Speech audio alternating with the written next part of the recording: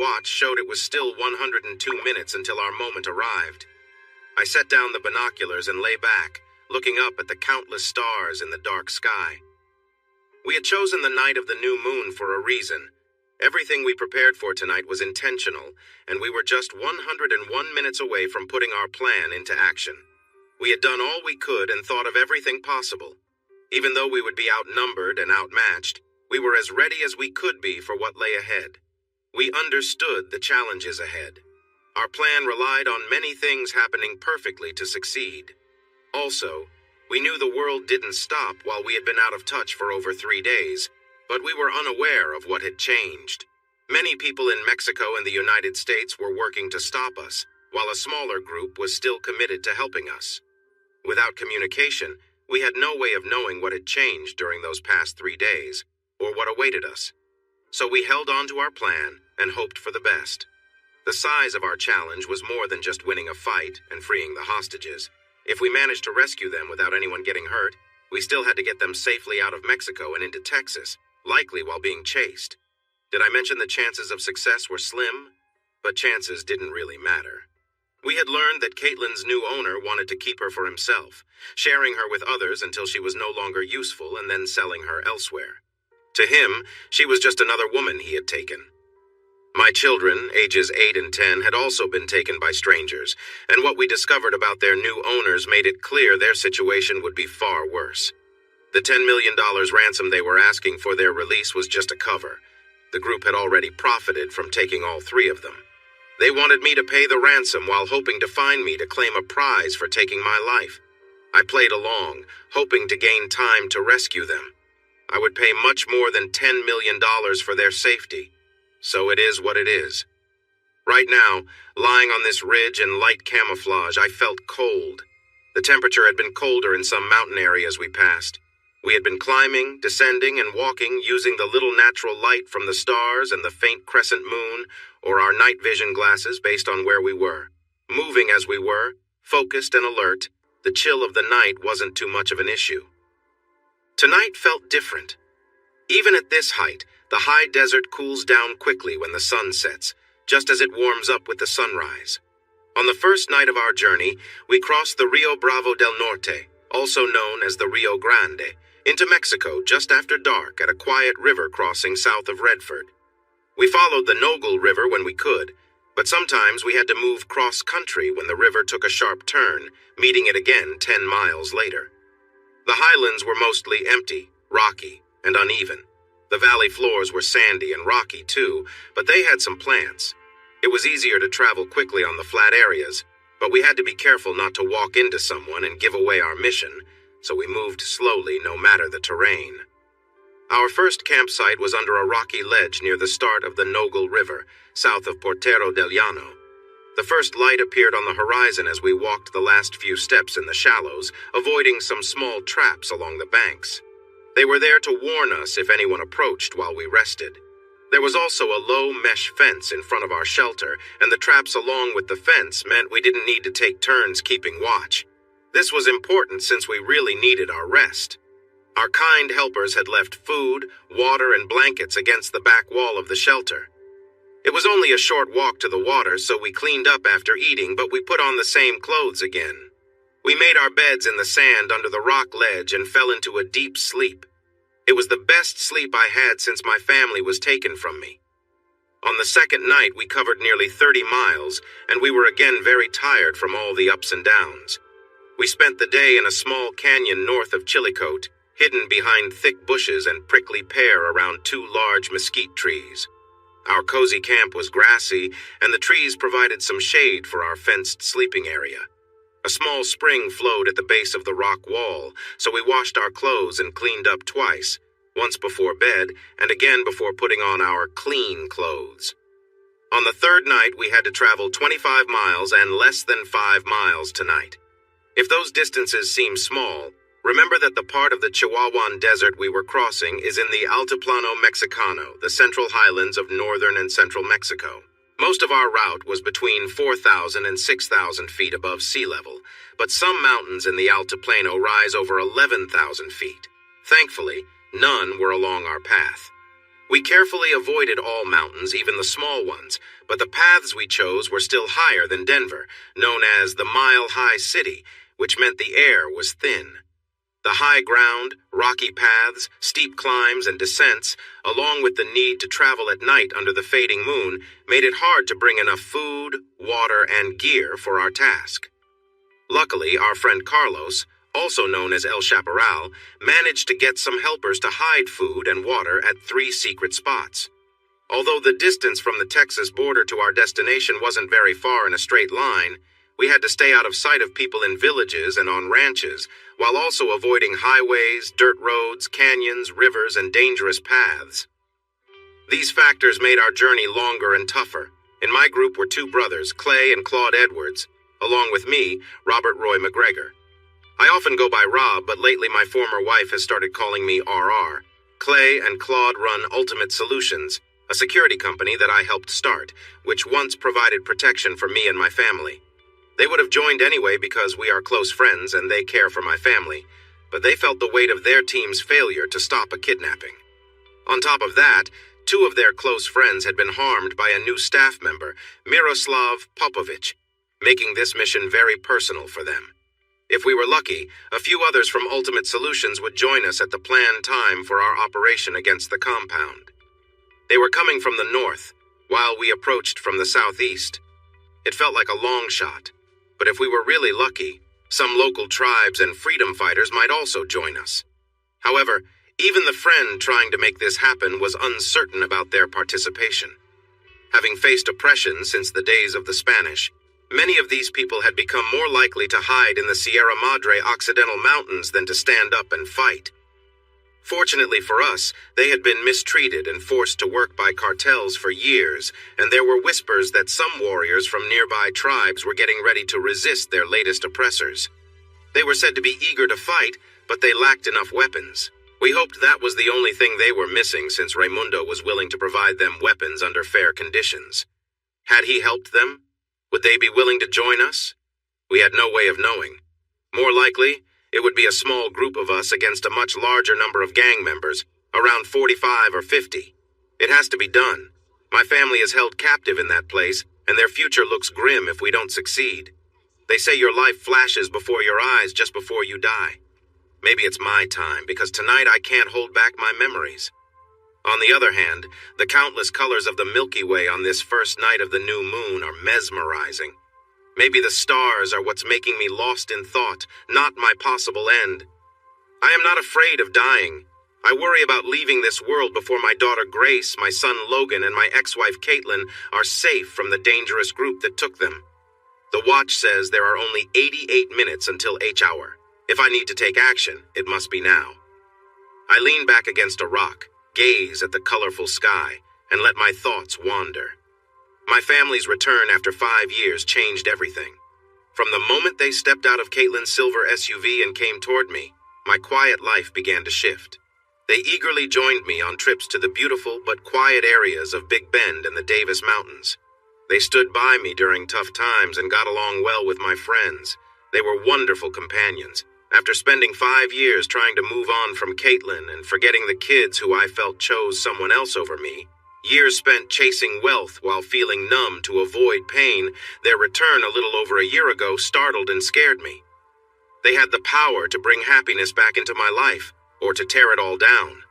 Their presence, both together and separately, broke down the walls I had built around my heart. It was easier to forgive the kids. They were so young when everything happened, not fully understanding what they were doing. Forgiving Caitlin was harder. In fact, I know that's a long journey for me.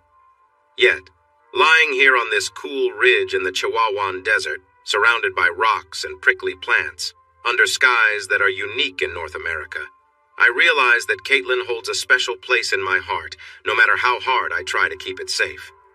The events at Carlos's Rancho del Chaparral led to many charges, including against 3 U.S. senators, 2 U.S. representatives, and several state officials. There were changes in the top ranks of 3 federal law enforcement agencies, with even more at lower levels of those organizations. 2 federal judges will be on trial next year, and the already tense relationships with North Korea and Venezuela became even worse. There were changes in the White House, too, with the president rearranging his team after several members stepped down to focus on their personal lives and businesses. And my life changed as well. I thought of myself as a wise person, but I learned that I had been tricked almost from the moment Robert took charge as CEO. His attempt to charm my wife was part of a bigger plan involving international criminals, foreign leaders, and harmful groups, including 2 drug cartels. I mistakenly believed he sent me away to give himself a chance to win over Caitlin and make me look bad. In truth, his real aim was to have me removed. The criminals, corrupt business people, and dishonest politicians saw me as a barrier to their plans to make huge profits through the company. Yes, Robert wanted my wife and children for himself, but more than that, he wanted me gone so he could change his father's business into operations that involved money laundering and shady deals with criminal groups. My unexpected connection with Claude had foiled their first attempt to harm me in the Baltic area when hired mercenaries failed to get the job done. If I hadn't supported Claude's security firm, I likely would have faced danger in Central Africa a few months later. In both situations, we were prepared and managed to fend off the attackers. However, we learned the crucial lesson of gathering information before going into risky areas. Leaving the business and selling my shares to Robert unexpectedly bought me some time, until the information I gave to the board and the FBI ultimately led to Robert's downfall. The following investigations revealed details that seemed unrelated. The agencies thought I had the skills to connect the dots. In reality, I did not. But that belief led Robert's partners to focus on me. Despite their assumptions, I could not piece things together, but Caitlin could. When she found the hidden hard drive, everything changed dramatically. The sad reality, as I understand now, is that I placed Caitlin right into Robert's hands. My pride and stubbornness kept me from doing what I knew I should have done early on. Sell my stocks, quit, and move on. I knew that I was being sent on pointless trips. Robert was sending me to risky places that had little chance of helping the company.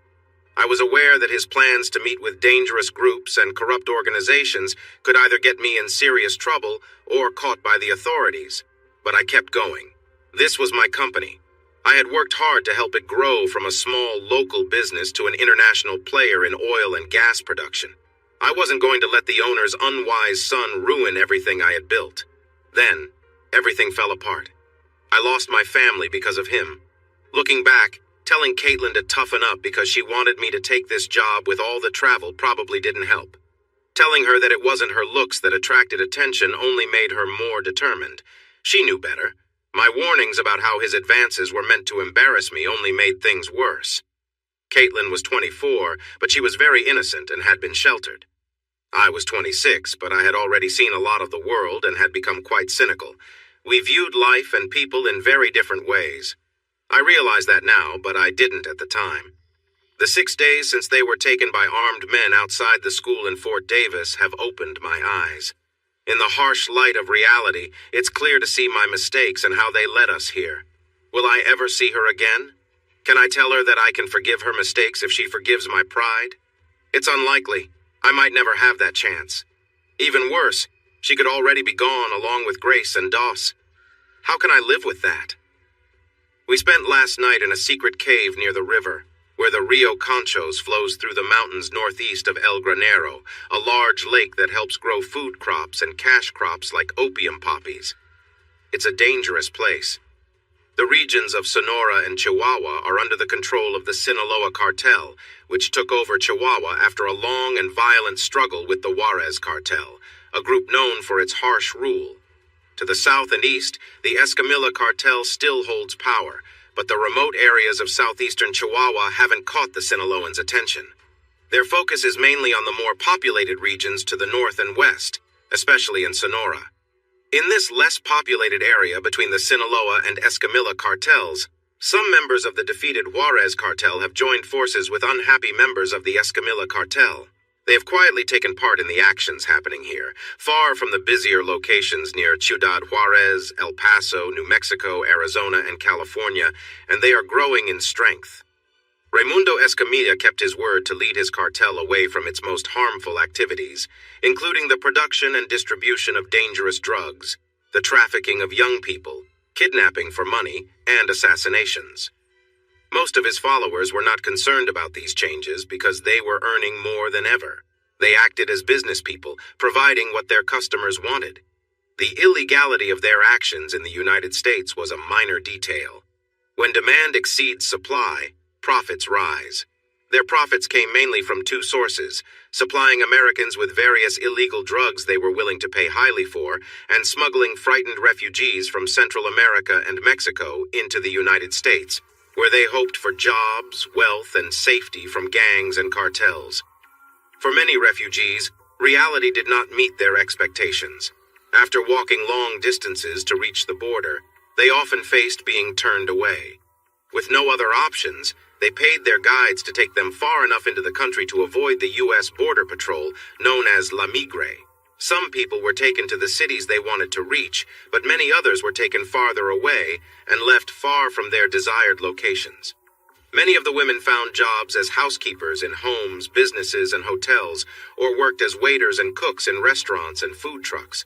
They often became employees in other places that needed help, as shown by the many help wanted signs and reduced hours in various businesses. The men usually ended up in construction, landscaping, lawn care, road work, fence building, and farming jobs.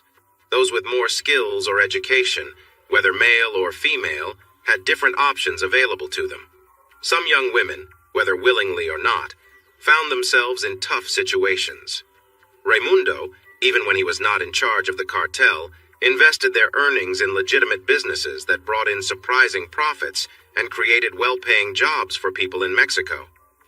At first, other cartels and even some of his own questioned his strength and leadership, but his strong actions against those who tried to challenge him quickly changed their minds. I knew Raimundo had higher standards than some, but he was still a risky person. Luckily, he was a risky person who owed his position to me, and so far he had respected that debt. Raimundo and Carlos had friendships and connections among the indigenous peoples in the area. It was Raimundo who encouraged some of the young men by letting them know they might get help if they organized and trained for action. Their aim was to fight against those who had caused their people so much pain for many years, specifically the Juarezistas and Sinaloans. We later learned that Raimundo added a second condition for getting support. They needed to help deal with a gang that had taken over a box canyon north of El Granero and assist in freeing those the gang held. The state of Chihuahua, where I was, has seen many conflicts among indigenous peoples, rebels, various government supporters, and organized gangs for centuries. The current situation with the cartels is just the newest version of this ongoing struggle. More importantly for me, some rebel Juarezistas and Escamillans had come together, drawing in members from other gangs, and had established themselves in the mountainous desert where we were. Eventually, they would attract the attention of the Sinaloans, who believed they owned the territory. But for now, they were small and unimportant, like a fly bothering a powerful bull, not worth the trouble of dealing with. Ignored for now, they were focused on making drugs, growing, refining, and sending out various products, including some marijuana, which was still illegal in some places. They also took over the markets for human trafficking, kidnappings, and hired killings that Escamilla had left behind. This gang was responsible for taking my family and the death of their two guards. They boasted about their actions. Some gang leaders saw my past with Ronaldo Escamilla as a reason to accept their contract, but the main reason was that I was willing to pay a ransom of $10 million for my family's safe return. They planned to carry out the kidnapping and then hand Caitlin, Grace, and Doss over to whoever hired them, but only after they received the $10 million from me.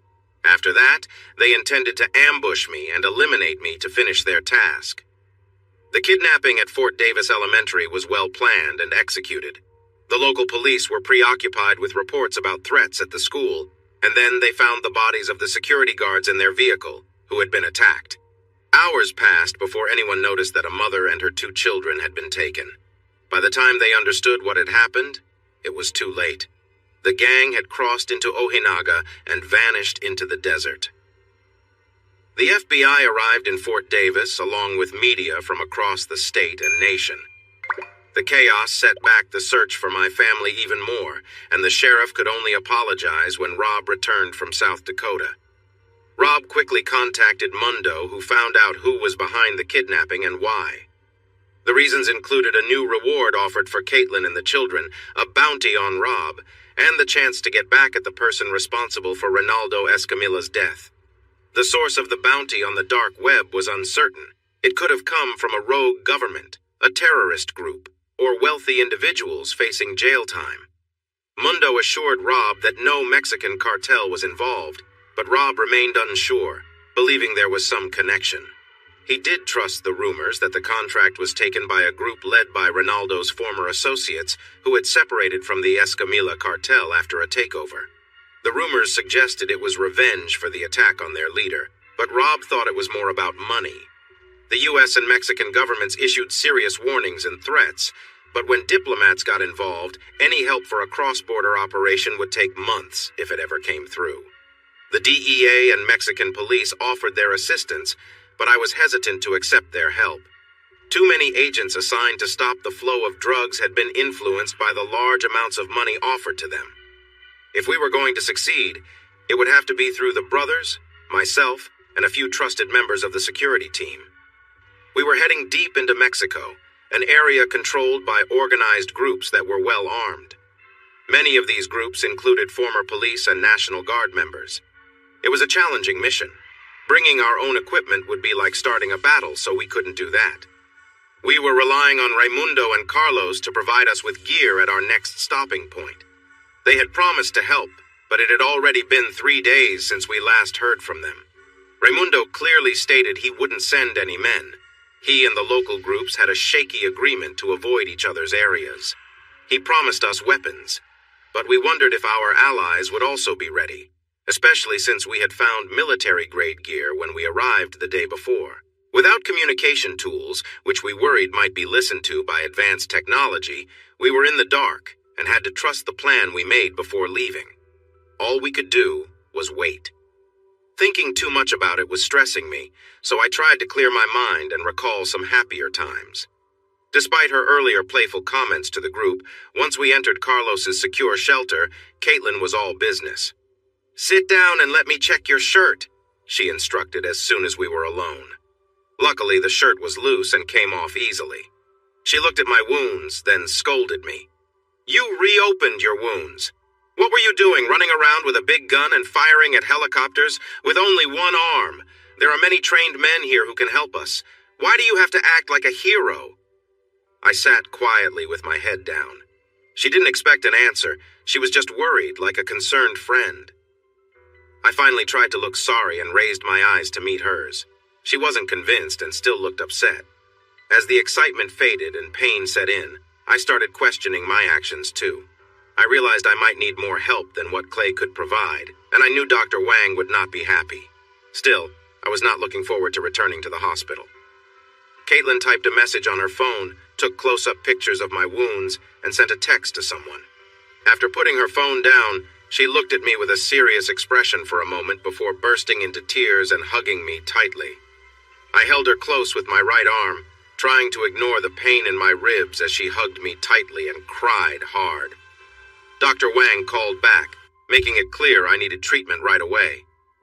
The helicopter pilot who had brought some important guests to the ranch quickly agreed to fly me directly to the hospital when he saw Caitlin was upset. She and a few of Claude's top men came along to keep me and the hospital safe. Claude told me that more helpers would arrive soon because we all knew this situation was not over yet. We had stopped the attack, but there was still a lot of money involved, and too many powerful people were still at risk. Fixing everything would take months if the government decided to do the right thing. In the meantime, we were still in danger. The kids were happy to stay at the ranch with their uncles, enjoying Carlo's swimming pool and horses.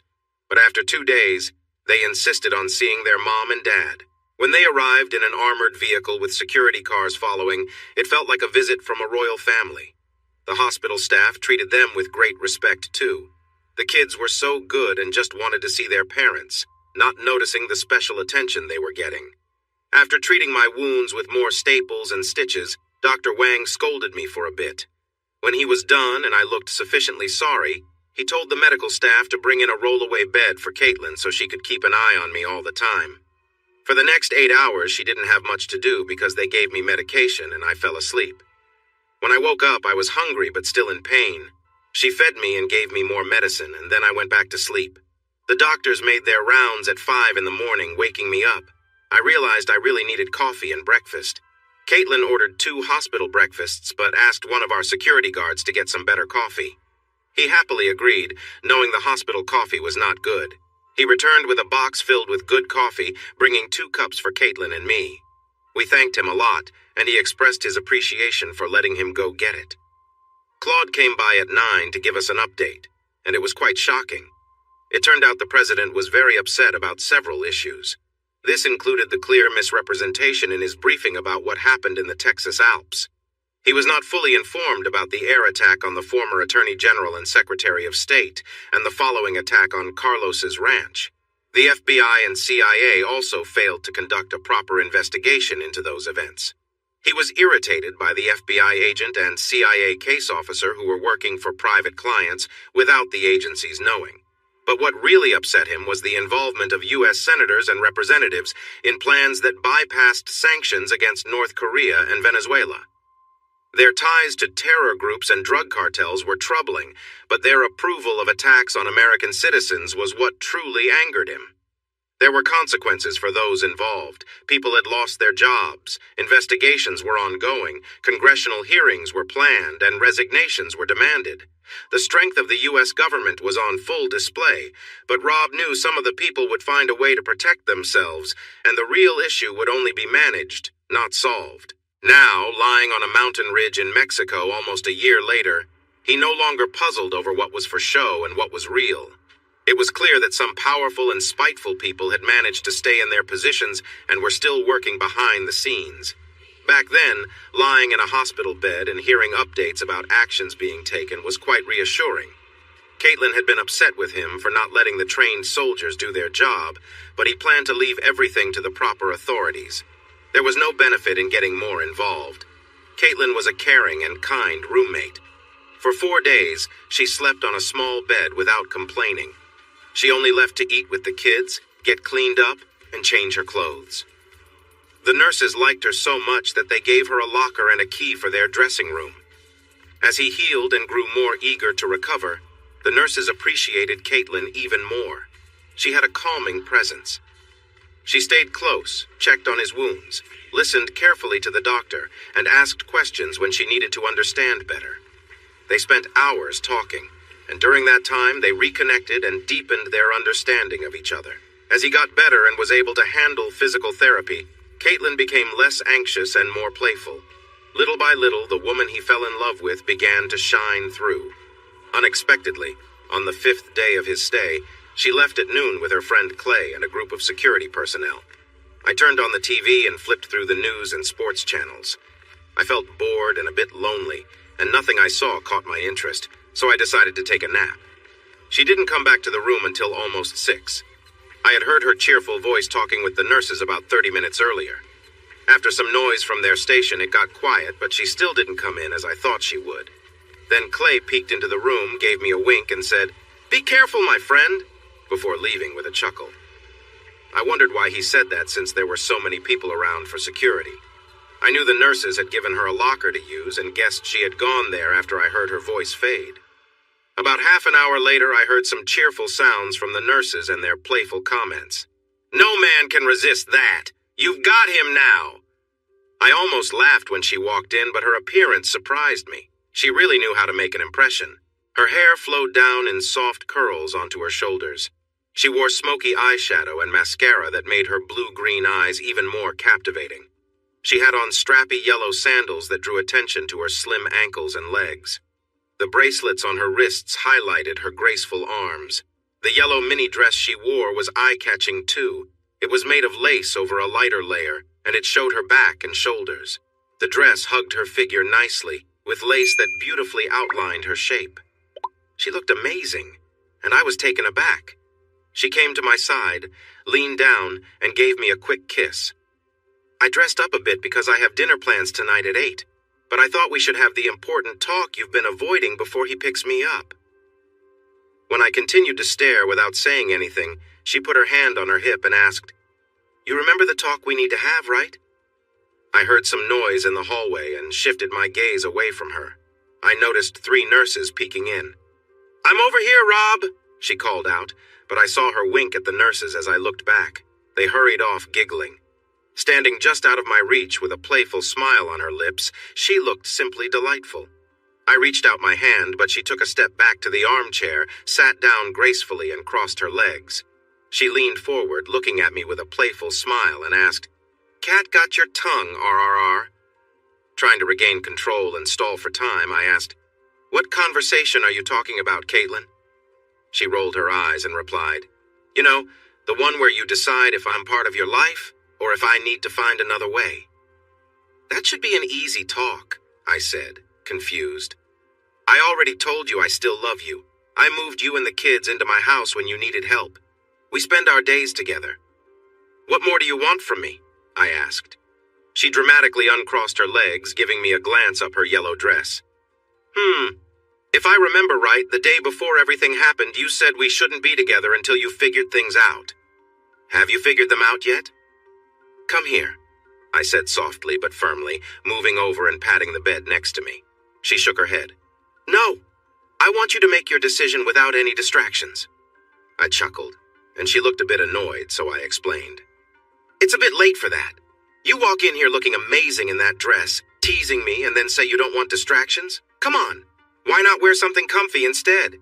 Not that you don't look great now, but we both know you dressed to impress and you did a fantastic job. Now come here and sit beside me. I promise I won't push you into anything you're not ready for. I have things to share with you." She looked skeptical, but finally joined me on the bed after I promised again I wouldn't overstep.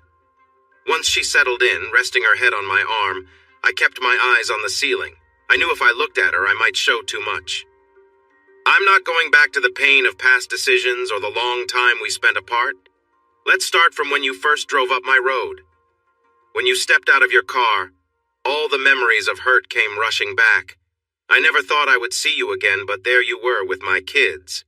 At my house. Our kids. I was so happy to see my kids that I quickly agreed to talk about things later, as you asked. I pushed away my anger, resentment, and pain, and we entered an uneasy truce. Surprisingly, the week went better than expected, and I appreciated how you admitted your mistakes to my friends and took responsibility for your actions. In the days since then, you've stood by me courageously in dangerous situations. You bravely acted to protect me, yourself, and our kids, and helped keep me safe when I was hurt. Since you came here, you've continually shown your affection and dedication through your actions, and I no longer question your commitment. While I may always have some lingering doubts like when you and Clay disappeared for a few days, my rational mind knows how much you care for me. So, Caitlin, would you agree that a lot has happened and changed since I asked for some time?"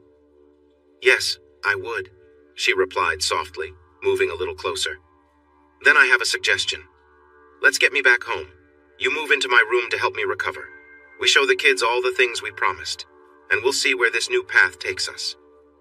"Not exactly the proposal I was hoping for, but it's far better than your last one," she murmured, snuggling even closer. Her head rested on my chest and she gently squeezed my hand. She looked up at me with a playful smile. "So, does this mean you're changing your mind about things between us?" I responded by pulling her close and kissing her, expressing all the emotion I felt. After a moment, she smiled and settled beside me, her presence bringing a sense of comfort. We both lay there, quietly enjoying the moment, feeling the bond between us strengthen. We stayed like that for a while, just content in each other's company, knowing that whatever challenges lay ahead, we would face them together. She moved quickly and energetically, focused straight ahead, ignoring where we were and the chance of being seen. I held her close because of the way she was positioned. I gently played with her body, making her more excited. Her sounds and movements grew more intense. I could tell she was nearing a peak, so I pushed up and held myself firm, causing a strong reaction from her. She gasped and trembled, and then we both relaxed.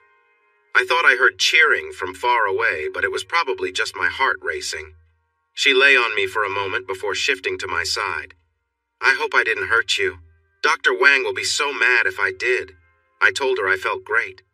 She smiled and rested her head on my shoulder, pulled the blanket over us, and we drifted off to sleep, wrapped up together until morning arrived with laughter and a notice that the doctors were coming around. I will always remember the sight of her rushing to get dressed, her hair a bit messy, as she hurried into the bathroom. As I lay there under the stars, I hoped this memory would stay with me for many years. The watch showed T 70 minutes. I didn't see anyone moving around the large house or the surrounding mesas, even with my binoculars. I knew at least 2 men were to my left, with Claude and Clay beside me, but they were skilled at staying hidden. 3 guards around us were taken out quietly by Clay. It's helpful having someone with special skills. There were supposed to be more guards nearby, but the area was still. Hopefully our friends had taken care of them.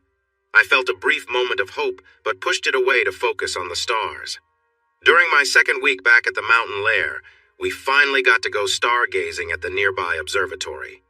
The injuries I had during the kidnapping delayed our first outing, but it turned out to be perfect. We got to see the comet Swift-Tuttle and the falling stars it left in the night sky. This trip led to another one at the old airbase in the desert near Marfa, where we waited excitedly to see the Marfa lights. They appeared around 11 p.m. Sometimes they blinked on and off while moving along the horizon. Other times they shot straight up like rockets or they flew toward us before rising into the sky. We watched as they climbed higher until they disappeared among the stars. This experience sparked deep talks about mysteries in the world, much like our stargazing discussions on the size of the universe and things like comets and black holes. My kids are young but very smart, and that's not just because I'm their proud father. Their uncles think so too, even if they might be a bit biased. We also explored an old mine being fixed up in Shafter Ghost Town. It was both scary and eye-opening. It's hard to imagine how tough it must have been for miners working in those hot shafts long ago. We spent a day at the Museum of the Big Bend at Sul Ross, learning about the history of this vast area. Our 5 guides shared stories and information at nearly every exhibit, and soon other visitors were following us from place to place. We even made new friends. Grace and Dos made friends too, though Grace's new friend seemed more interested in her than in the history. He looked to be about 12 or 13, and she is only 9. I'm nearly 10, Daddy. My frown got a giggle and an elbow from her mom, who should have been as bothered as I was. Instead, she whispered, "Get used to it, honey. She's going to be popular." "She already is," I said under my breath, "and I'm not so sure about that." This made her giggle more and pinch me playfully. It was enough that Caitlin wore a short floral sundress with red sandals, catching the attention of everyone around us. But I'm used to it. My Grace is still so young. We spent another day at the Chihuahuan Desert Research Center, learning about the plants, animals, and land of the vast Chihuahuan Desert. Our guide wanted to ask Doc for help, but Doc said our guide should tell us everything first. He would then add any information he thought might be useful later. We learned that the desert is the largest in North America, covering over 250,000 square miles and stretching from Albuquerque, New Mexico to just north of Mexico City. He told us about the Altiplano in Chihuahua, Mexico, and the Sierra Madre Oriental and Occidental mountain ranges that surround the desert to the east and west. At first, these details seemed like fun facts, but after hiking in the area for 3 days, I started to feel the size, geography, and risks of the landscape more personally. If things go wrong, we could end up lost in this desert. Even if we make it, we still have to find our way back to Texas, likely while evading some dangerous people. Sigh. With 57 minutes left, I try to push away thoughts of my body being lost in this place. Instead, I look for happier memories to reflect on. Caitlin had listened, learned, and practiced her caregiving skills while I was in the hospital. Once I was back home in the mountains, she became a skilled and dedicated caregiver. She made sure I did my physical therapy, both alone and with the help of therapists in my home gym. I always worked under her watchful eye, which sometimes felt like a glare. She also insisted we take long walks around the ranch. I was a bit annoyed at her insistence on my quick recovery at the time, but now I understand and appreciate her dedication. Business doesn't wait for anyone, so I spent a lot of time on the phone, but I still did everything I needed to recover fully. Caitlin made sure I stayed healthy by drinking plenty of fruit juice instead of beer. She pushed me to eat fresh fruits, vegetables, and lean protein. I started to dream about a plate of cheesy enchiladas. We had to come to an understanding, though, when I poured myself a second cup of coffee at 7 a.m., and she reminded me that the doctor suggested more water and less caffeine. Clay, Claude, and the kids stayed back whenever she shot them a serious look if they tried to interrupt my workouts. She was tough. At night, she was a different person. She was always thoughtful about my injuries, showing care during our moments together when I could tell she wanted to be more passionate. Maybe that was her motivation to help me recover quickly. Finally, when we flew to Midland and Dr. Wang gave me the all clear, we celebrated quietly while the pilot pretended not to notice. He probably couldn't see much anyway with her skirt covering our legs, as we shared a sweet moment together.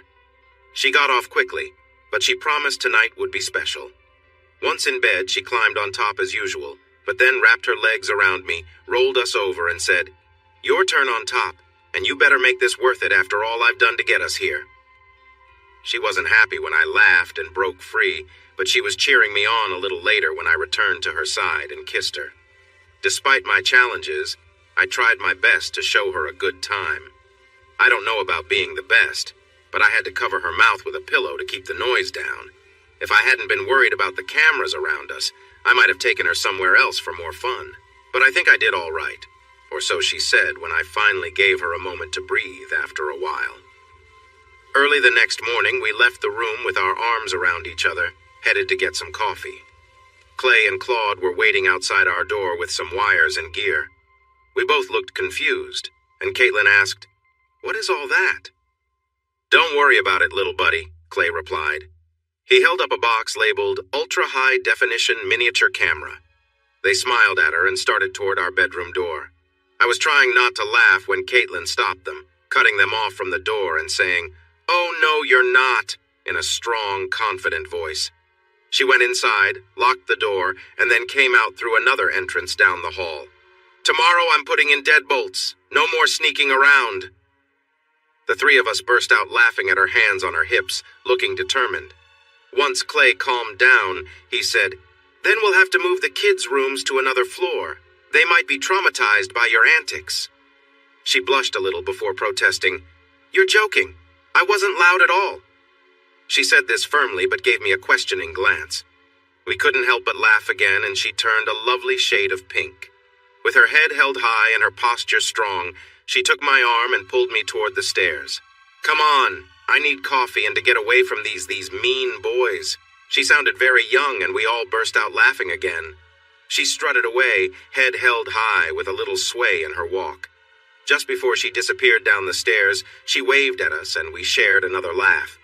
We each grabbed a cap from the rack at the bottom of the stairs and made our way to the patio, where she was chatting with Doc and Coyote, a coffee cup in her hand. We approached her, heads down, and said, "We're sorry. Please forgive us. We didn't mean to upset you." The older men were smiling, and Caitlin was trying not to smile back. Finally, she giggled, and we all pulled her into a friendly group hug, continuing to ask for her forgiveness for teasing her. This lasted about 20 seconds before she laughed and tried to break free. "Okay, you're forgiven. Now let me go." We released her and went to the coffee maker to fill our cups. When we returned, she had her hands on her hips again. "There's something else. What are you calling me? That chica thing. And don't try to tell me it's something bad." Smiles spread across our faces as Clay answered, "Oh, you mean Chica Cachonda Insatiable. You should ask Coyote. That's his name for you." "Whoa," Coyote warned, shaking his head. "I didn't add the insatiable part, but after last night I think I understand why it fits." With her coffee cup still on the table and her hands on her hips, Caitlin turned to him. "What does that mean?" He said, Something like needy girl?" She looked confused for a moment, until laughter filled the air again. Even Doc joined in. "No, I know that's not what it means. Tell me the truth." When Coyote turned red and the laughter continued, she turned to me. "Tell me, Rob, right now." "Okay," I said.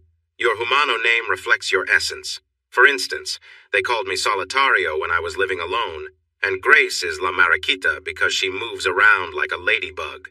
So are you sure you want to hear what your Humano name means?" She frowned at me and said, "Yes, tell me." She seemed sure, but there was a hint of worry in her eyes. "Well, okay. It means something like ever-curious girl, though there are other ways to see it. Her face turned a bit red, and we all held our breath, waiting for her reaction. The name was meant playfully and not to embarrass her. She was quiet for a moment, then stepped closer to me, hiding her face against my shirt as she held on tight. She held on to me for a moment and asked softly, "So is this how you see me?" I wasn't sure if she was upset or genuinely curious, so I stayed quiet, as did everyone else. After a bit, I tried to repair the situation.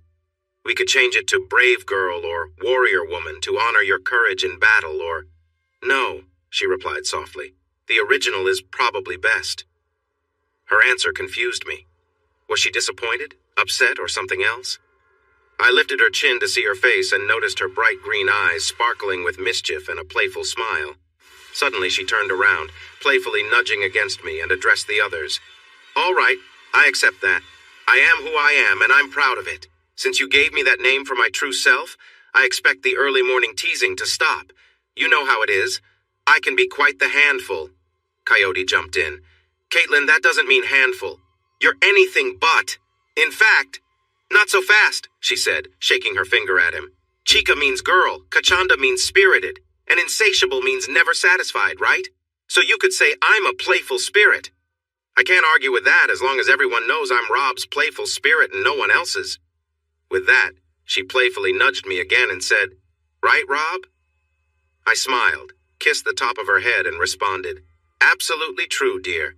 If you keep nudging me like that, I might have to take you back upstairs."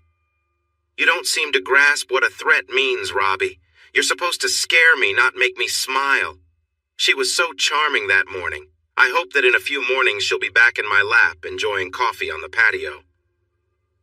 T 48 minutes. In 3 minutes, I need to start the first call of the night. It won't tell me who is around, but it will let others know that we are ready. Their response will come 5 minutes later. My call is the sound of a kill deer. The response is supposed to be a barred owl. A kill deer.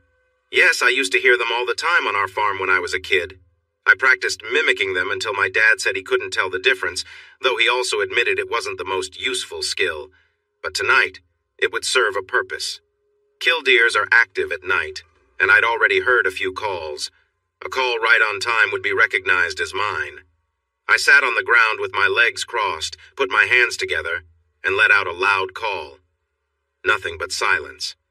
I lay back down and thought about the plan for the next 44 minutes of my life. We needed quiet to avoid being found out, but it was tough not knowing if we had any help. Also, we had known where the captives were 5 days ago, but were they still there?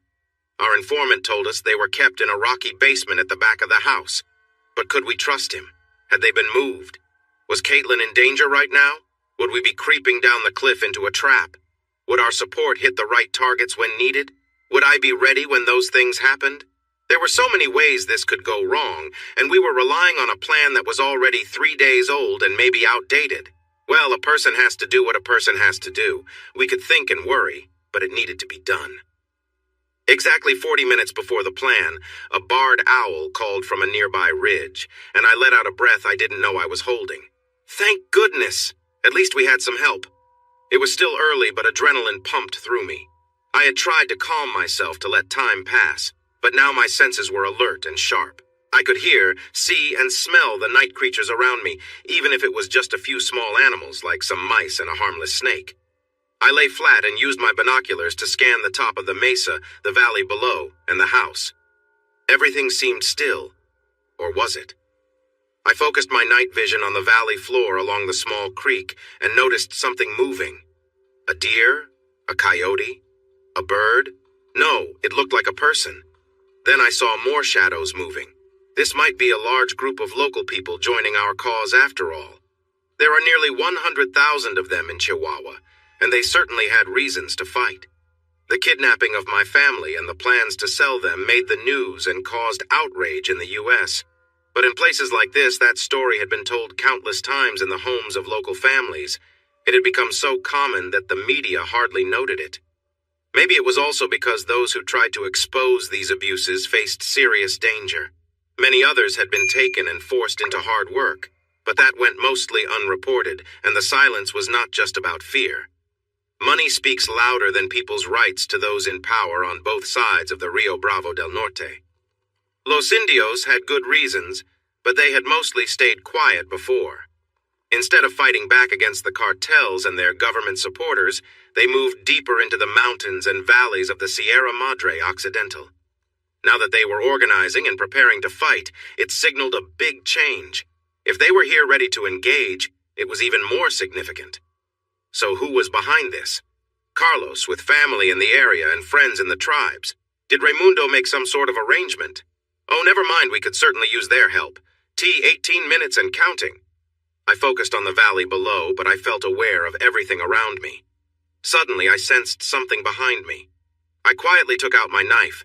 I needed to be careful or I would ruin everything. At the last moment, I turned and pointed my knife toward a shadow just behind me. My action stopped when I noticed he wasn't holding anything, but he still stepped back expertly. I quickly stood up and saw I was not facing one person but three. They were small and seemed to blend in with the shadows because they wore masks and dark outfits made from unusual material. They had rifles and spare magazines attached to their pants. Some equipment like grenades was also strapped to their chests. Nothing shone or reflected in the dark of the moonless night. One man in front of me motioned for me to follow, and they moved silently into the brush. My heart raced, but I followed, trying to be as quiet as possible.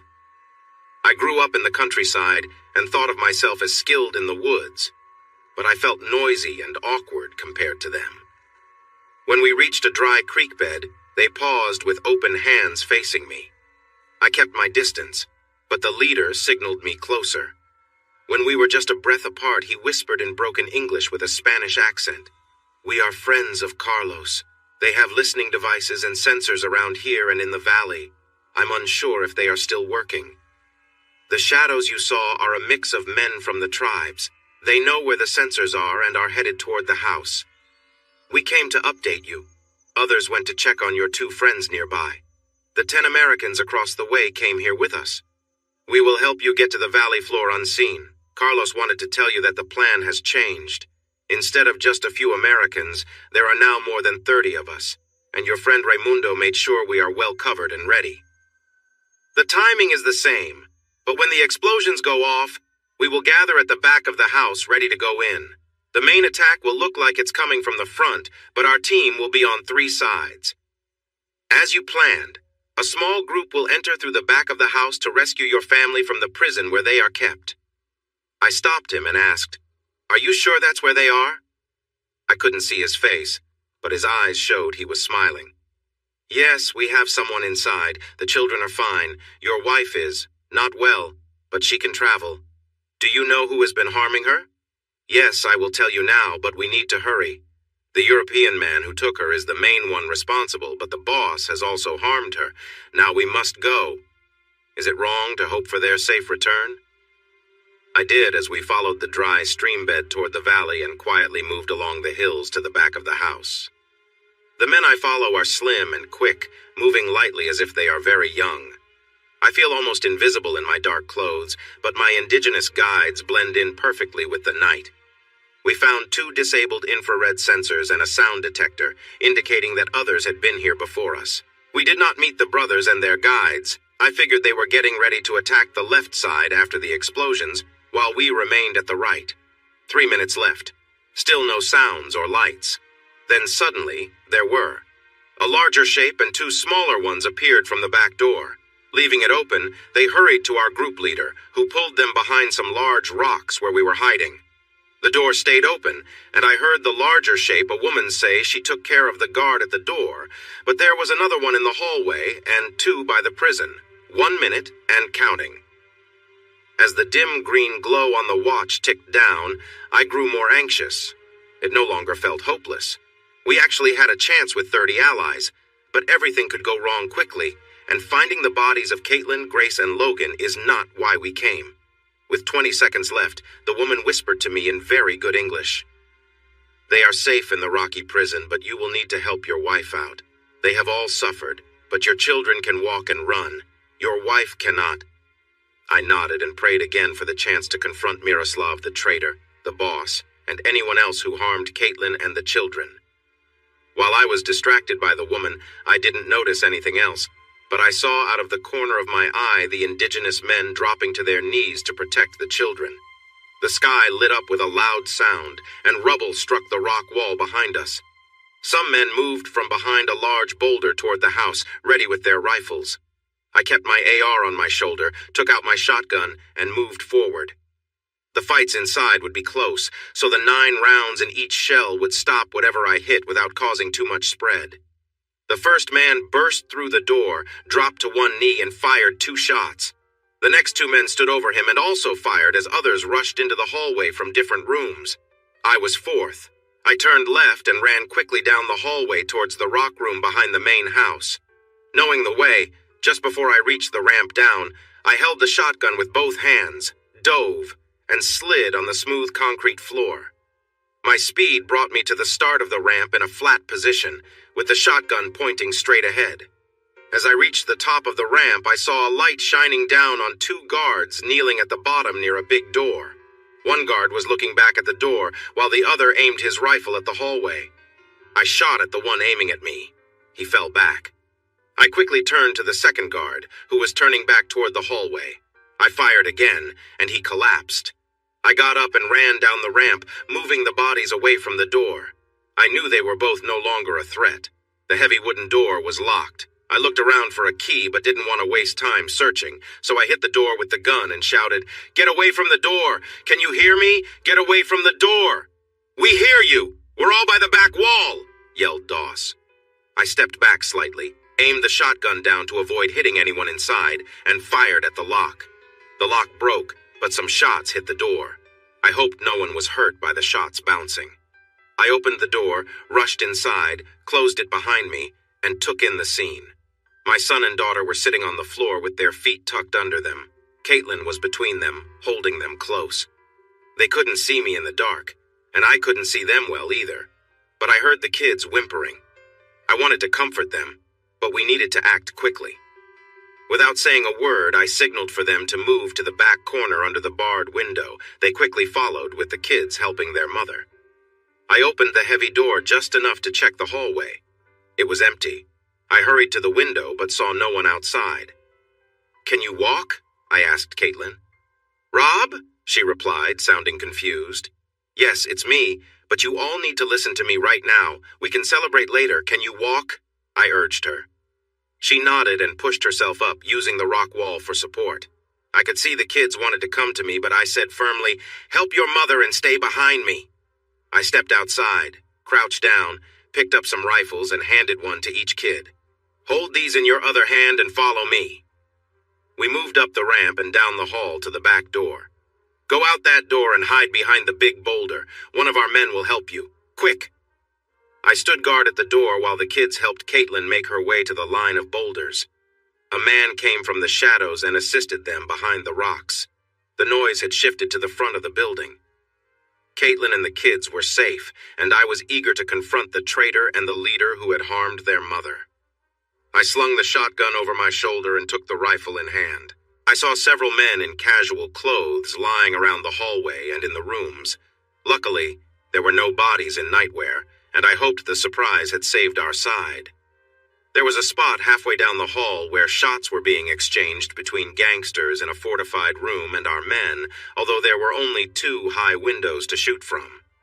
I could also hear some firing from outside, but it had quieted down a lot in the 10 minutes since we entered. Our goal was to win and get out safely, but I wanted Miroslav and the leader alive. They had more to answer for. Clay was one of the men involved in the standoff inside the house. I walked up to him and offered him a grenade from my belt. He hugged me quickly and asked if the family was okay. I nodded and said, "I think so, but Caitlin is hurt." His smile turned serious as he took the grenade. I traded the rifle for the shotgun, moved back a few steps, and fired a shot at the top hinge of the heavy door.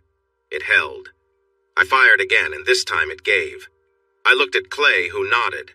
The 9 shotgun pellets blew the locked handle away, and the door tilted enough to create a small opening. Clay smiled and tossed the grenade inside. I waited for the blast, then shot the bottom hinge off. We jumped through the door, 1 on each side, and evaluated the scene. 4 men were clearly down, and 5 were moaning on the floor. Miroslav was sitting 6 feet away trying to aim his rifle. Clay aimed at him, but I shouted, "Mine!" and took a couple of quick steps toward him. I kicked the rifle out of his hands with my boots and hit him hard on the shoulder with the shotgun. He screamed and clutched his collarbone, which I had meant to hurt. He looked up at me with fear in his eyes.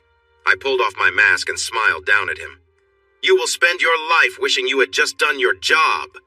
I saw him go from fear to defiance as he smirked, "Your wife is great." He never finished his sentence because I hurt his other collarbone and then his nose. He screamed and fell back, and I gave him a sharp kick that made him cry out in pain. Clay laughed at that. As his scream turned into a softer whimper, I leaned over him and said, "For what you said about her, you will pay dearly. That pain you feel right now, it's just the beginning." Clay kept watch over 5 men who had hurt ears, and 2 men I didn't recognize were tying up their hands. He winked and said, "You think you're tough, but these guys know a lot more about hurting people than you do." I pulled a cord from the curtains, wrapped it around Miroslav's neck, and dragged him down the hall. With his injuries, he couldn't keep hold of the cord, and he struggled to ease the pressure on his throat. That worked for a while, but I knew the relief would come back as pain later on. The sky was starting to brighten, and I could see the few gangsters left were sitting on the ground in the yard. I found Abel and asked where the assailant was. He said he didn't know, but he wasn't among the dead. "Oh, he thinks he's just one of us. I have a way to change that. Look after your friend, I'll be right back." Abel glanced at Miroslav, who was struggling, and kicked him hard. "Stay still or I'll make it worse for you." The man who had been looking after Caitlin, Grace, and Doss pulled off his mask and was helping her walk to the house. I crouched down for the kids, and they ran to me, crying. As they got closer, I saw bruises on their faces and arms in the morning light. Miroslav's troubles were about to get worse. Once I could breathe again and wipe away the tears, I looked at Caitlin. She looked different, pale and unwell, with dark circles under her eyes, bruises on her face, and a spot of blood in her hair. But she also looked strong. I let go of the kids, stood up, and hugged her tightly, thankful that they were alive. She hugged me tightly and shivered for a few moments before asking if it was all over. I told her it was, but we still needed to handle the situation with those who were still around, and make it safely back to Texas before we could celebrate. She nodded and said I should do what I needed to do. She mentioned that their new friend would take care of the situation. I looked at the new friend, thanked him in English, and asked for his name. He looked confused, so I tried in Spanish. He said his name was Arnulfo, and that he was part of the Raramuri tribe. I knew a bit about the indigenous tribes and understood that Raramuri is the name the Tarahumara people use for themselves. I also knew that they are famous for being the best long-distance runners in the world, and Arnulfo certainly looked the part in his fitted outfit. As I was about to go back to the house, a thought stopped me. "Caitlin, do you think you could recognize the men who hurt you?" The determined look on her face changed to a fierce glare. "Of course! Can I carry you? We need your help to identify them, and they are at the front." She opened her arms. I asked Arnulfo to look after the kids and lifted her carefully. She felt light, and I could hear her make a soft sound as we moved. I knew she needed medical care soon, but we needed her assistance first. As I carried her outside, Miroslav smirked at her and started to speak, but Abel kicked him in the side and told him to be quiet or face the consequences. She pointed at Miroslav and then spat at him. "I want to be the one to make him pay," she said angrily. "As you wish," I replied. "But first, show me the others." I carried her closer to the men sitting on the ground, their hands secured behind them. As we got closer to the first man, Claude stepped in. When the man refused to look up, Claude pulled him by his hair to show his face to Caitlin. She shook her head. This went on for the next 5 men until I noticed the 6th one wiggling and knew he was someone she could recognize. I gently set her down, picked up a stone that was smooth on one side and rough on the other, and handed it to her. Claude held the man up by his hair, and I saw Caitlin's face change to one of fury. She yelled and struck him on the cheekbone with the rough side of the stone. He screamed and tried to pull away, but Claude kept him still, and she hit him again, lower on his jaw. "You think you can get away with this? You'll regret what you've done to me," she shouted. I looked around and felt relieved that Arnulfo hadn't brought out the kids. They would have cheered for their mother, but still. I never thought of how intense her revenge could be, and I wasn't sure if our friends had considered it either. It would certainly be something to witness. "Is there anyone else, Caitlin?" I asked, trying to shift her focus. I had been told there were just 2 people, but maybe there were more. "I'm not sure because sometimes I couldn't see. I was lying down and they took turns. Yesterday I saw a government official and a businessman from another country. They left in a helicopter after they were done. That's when the bad things stopped. The businessman said to let me rest and then send me to him." This upset her again. She hit the leader of the group in the forehead, making him fall back. Then she walked over to another man. She looked hurt as she walked, but made it to him. This time he did not smile. He looked afraid. She laughed and spat in his direction, hitting him lightly on his already hurt nose with a stone. She teased him when he cried out, "How does it feel to be on the receiving end, you coward? Just like you hurt me, there is more coming for you." Worried about her state of mind, I wrapped my arm around her and led her to the porch. I sat her on a soft swing and sat down next to her. "How did the kids get those bruises? They fought for me when they came to save me and got hit by the guards." She looked closely at the men in the yard and pointed at one. "He was one of them and so was he," she said, pointing at another. I got up, walked to the first man and pulled him to the second by his hair. "You hurt my children?" I asked in Spanish. They both shook their heads, saying, "No, no." I looked back at Caitlin, who shouted, "Yes, they did, and more than once." Claude and 2 other men from our team came over and surrounded the 2 men, who kept saying they were innocent until something happened to them. After a couple of minutes, they were quiet and seemed broken. The other men around began pleading for mercy. I called out to our allies, "They are yours. Show them no mercy as they did not show your people." The group of fighters returned to the yard, leaving only our security team to watch over things. They moved among the captives, speaking their languages and sometimes Spanish. I caught enough to know the cries of "No, no, it wasn't me," were answers to their accusations. Claude and Clay walked over to the porch where I stood with Caitlin. Among the cries, Claude warned, "We've been here long enough. There are more bad guys outside, and we are in their territory." Then he chuckled. Clay chimed in with a smile. "We have some good news. Paul Pavetto is coming with a helicopter for repairs, so we will be flying out, not walking. He'll be here in about 30 minutes. We need to figure out what we can and prepare before he arrives.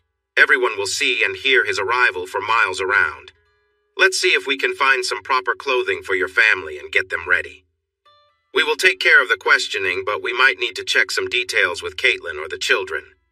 The woman and kids who got away from the house before the fight were now on the porch. I gestured for them to come over and asked the woman if she could help us. She smiled slightly and replied in perfect English, "I know everything. We have been here for over 3 years. I can tell you where the money and documents are hidden, and the combinations to their safes. I know the names of the corrupt officials who protect them in exchange for bribes, and I have the names and contact details for the 2 men involved in the incident with your wife yesterday. They also have laptops filled with unprotected records. I am a proud member of the Nahuatl tribe and a doctor with degrees from Stanford. My children and I were taken from my home village 3 years ago by Juan Morales, known as El Asaltante. We are alive because I pretended to be his wife, and my children acted like his. There were many times I wanted to escape, but his right-hand man over there with the shoulder injury is even more ruthless.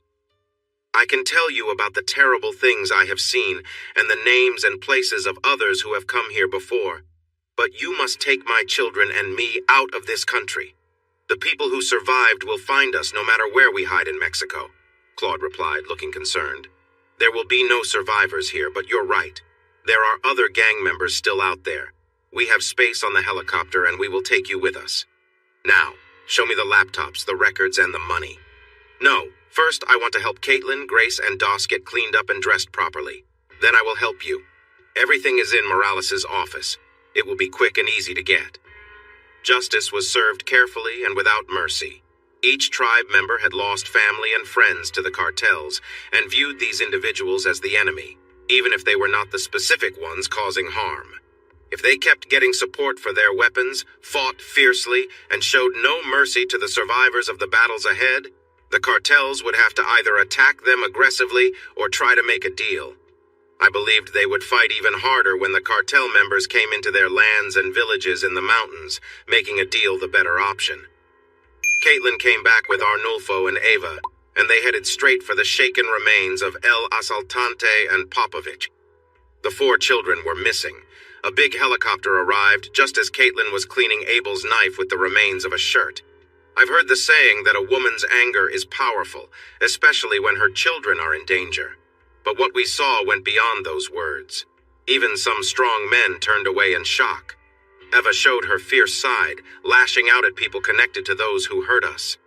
Her anger came from her connection to the many wronged people and her past suffering. But Caitlin surprised me. I had no idea she had such strength inside her. She didn't use the burning stick, but she made them regret approaching her and her children. The large helicopter landed smoothly on a pad about 50 yards down the valley, a sign of the serious situation around the new cartel and their plans. What we had done today helped save many lives.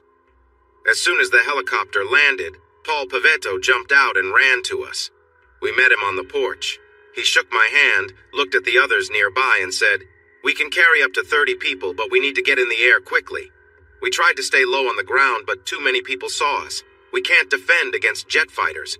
We need to return to American airspace soon." Those of us wanting to go back to Texas gathered and walked toward the waiting helicopter with Paul. The closer we got, the more impressive it looked. "What kind of helicopter is that, and where did you get it?" I shouted over the noise. "It's a Mi-38, made in Russia and used for construction and transport," he shouted back.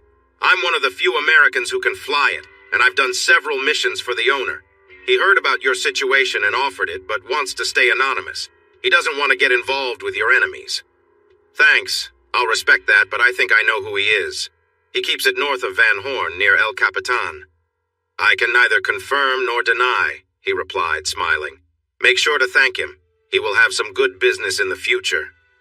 I turned back while he waited with another man in flight gear. Even with Ava and her 2 children, we only had 19 people.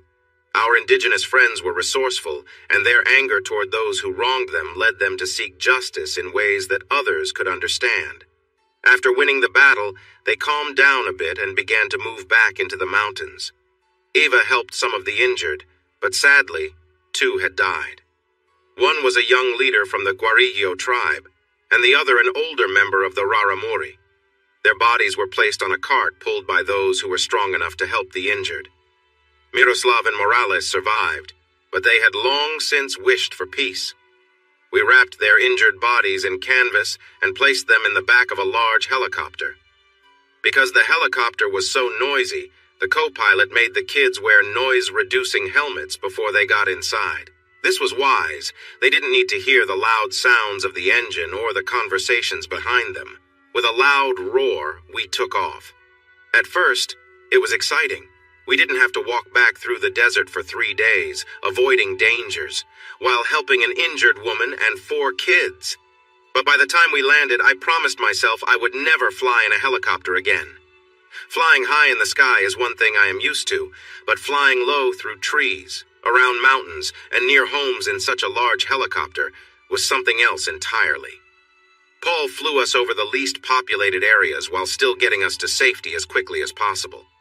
We didn't see any other aircraft or threats on the ground, but we cheered when we crossed the Rio Grande. I wondered what the people rafting thought when we flew over them at Santa Elena Canyon, and what the folks in Study Butte, Terlingua, and Lachitas thought when they spotted a helicopter above at around 10,000 feet. I also didn't know how Chaparral had managed to have vehicles waiting on a flat spot in the desert northwest of the desert lair, but I guessed their planning had covered everything. Caitlin kept her composure, but I could see she was in pain. However, her anger was stronger, and she occasionally glared at those who had harmed her. Miroslav and El Asaltante begged for mercy as we began to descend, but Eva joined Caitlin in explaining loudly why they should not receive any kindness, recounting the suffering they had caused to many others. I was glad the kids were wearing helmets, even though they had seen far too much already. Their pleas for mercy went unanswered, and they were unanimously found guilty and given a harsh sentence. Their cries and pleas did not change the situation. 20 minutes after we got off the helicopter, what remained of El Asaltante and Miroslav, the Serb would jump out from a high altitude, landing near an empty school bus stop outside Fort Davis. I hoped the message would be clear. I was sure Sheriff Goodson would understand it, but I wanted others involved to get the point too. I planned to make sure the sheriff had the chance to share this information on national news. The helicopter continued on its way past Van Horn, where it was returned to its hangar, which had crossed lightning bolts above the doors, just like on my gate. Clay drove our Suburban with Claude, my family, Ava, and her 2 children, straight to the Terlingua Ranch airfield where the plane was waiting. I sat in the middle of the second row with Caitlin beside me and Doss on my lap. Caitlin's excitement and anger were fading, and I noticed her lip trembled occasionally. I held her shoulder close, kissed her forehead, and turned to Claude in the front seat. He had his tablet ready as we discussed our next steps. "Who do we have in San Antonio?" I asked. "Esteban and his crew. They're skilled, so we won't have protection problems. They'll meet you at the airport. I assume it's SAI?" "No, the flight plan will say SAI, but we will reroute to Bourne and meet Ramos there. We cannot be sure if we are safe or if they are planning another attack. Let's get to the point. They started this fight unfairly. Unleash our backup. I mean every single one we have. Get more if needed." He nodded, a determined smile appearing on his face. The Edwards brothers were known for being tough. "Verify what Eva told us, then act on it," I instructed. "Post the bounties the same way ours were presented, make it clear. We won't directly threaten their families like they did mine, but they should still feel uneasy. Find a way to make that happen. The Russian may not care, but some of his men might, and the Mexicans and Americans will definitely be concerned. I wish I had more money, but I know some people who owe me, so cost isn't our main worry. We need to go after these thugs right away to create fear among those who get scared easily. Let's aim high first, before they realize we're on the move. Do you think we can pull this off?" "Our chances are better than I expected for this mission. We've been keeping an eye on them since it started. He has many men, but he acts carelessly multiple times a day. If all goes well, we can catch him and his best officers, but even if we can't, taking out some of his key players might still send a strong message. Our goal is simple. We want them to stop bothering you and your family. Clay will take charge, and I will help with information. He knows people who can assist, and he is skilled in handling situations in cities. He is really angry, so you might see news reports soon." We quickly went to the airfield. We helped Caitlin, Eva, and the 4 kids onto the plane, then stepped aside to talk privately for a moment. "Clay, if Robert's name comes up at any time..." "I get it, Rob. I'll inform Ronaldo. He has connections, but if he wants to act..."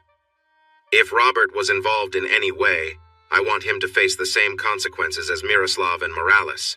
But if he played a big role in this, he has already used up his chances." "Understood. Consider it handled. Now, here is an unregistered phone with plenty of minutes. Clay, Carlos, and I each have one, and our numbers are in yours. We won't use them unless it's really necessary, but they are here if we need them. Esteban has the best communication equipment. Use it whenever you can, especially for our daily updates. We will be in the communications center at the mountain lair, and the militia is taking care of security in the desert as a precaution. We are all on high alert now, so be sure to let us know if you send anyone out. We will talk tonight after you get everyone to the doctor. They have been running on nervous energy, so there might be physical or emotional injuries that pop up as they settle down." Doss had taken a seat next to his mother, holding her hand and talking softly to her. They both looked very upset. I put my hand on his shoulder and asked him to move next to Benito so I could speak with his mother. He stood up and quietly asked, "Daddy, those men hurt Mommy badly. She cried a lot when they brought her back and could barely stand. Once, they took Grace and me to a room where Mommy was, and they started hitting us. They told her if she didn't cooperate, they would hurt us. She yelled at them, and they took us away. We tried to fight back and escape, but they hit me hard enough that I felt dizzy. Then they brought us back and taken our clothes. Later, they gave us some shorts, but we didn't get shirts. We got really cold and shivered all night. When Mommy came back, she was wearing that little dress. She held us, and we all cried together. They did many bad things to her every day until yesterday. Then they left her alone. You have to help her." "I will, son.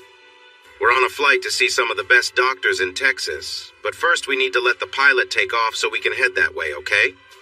He seemed much older than he did a week ago before this all started, and my heart felt heavy toward those responsible. He quickly took his seat, and as soon as I sat down, I wrapped Caitlin in my arms. She felt stiff and didn't respond, but she didn't push me away.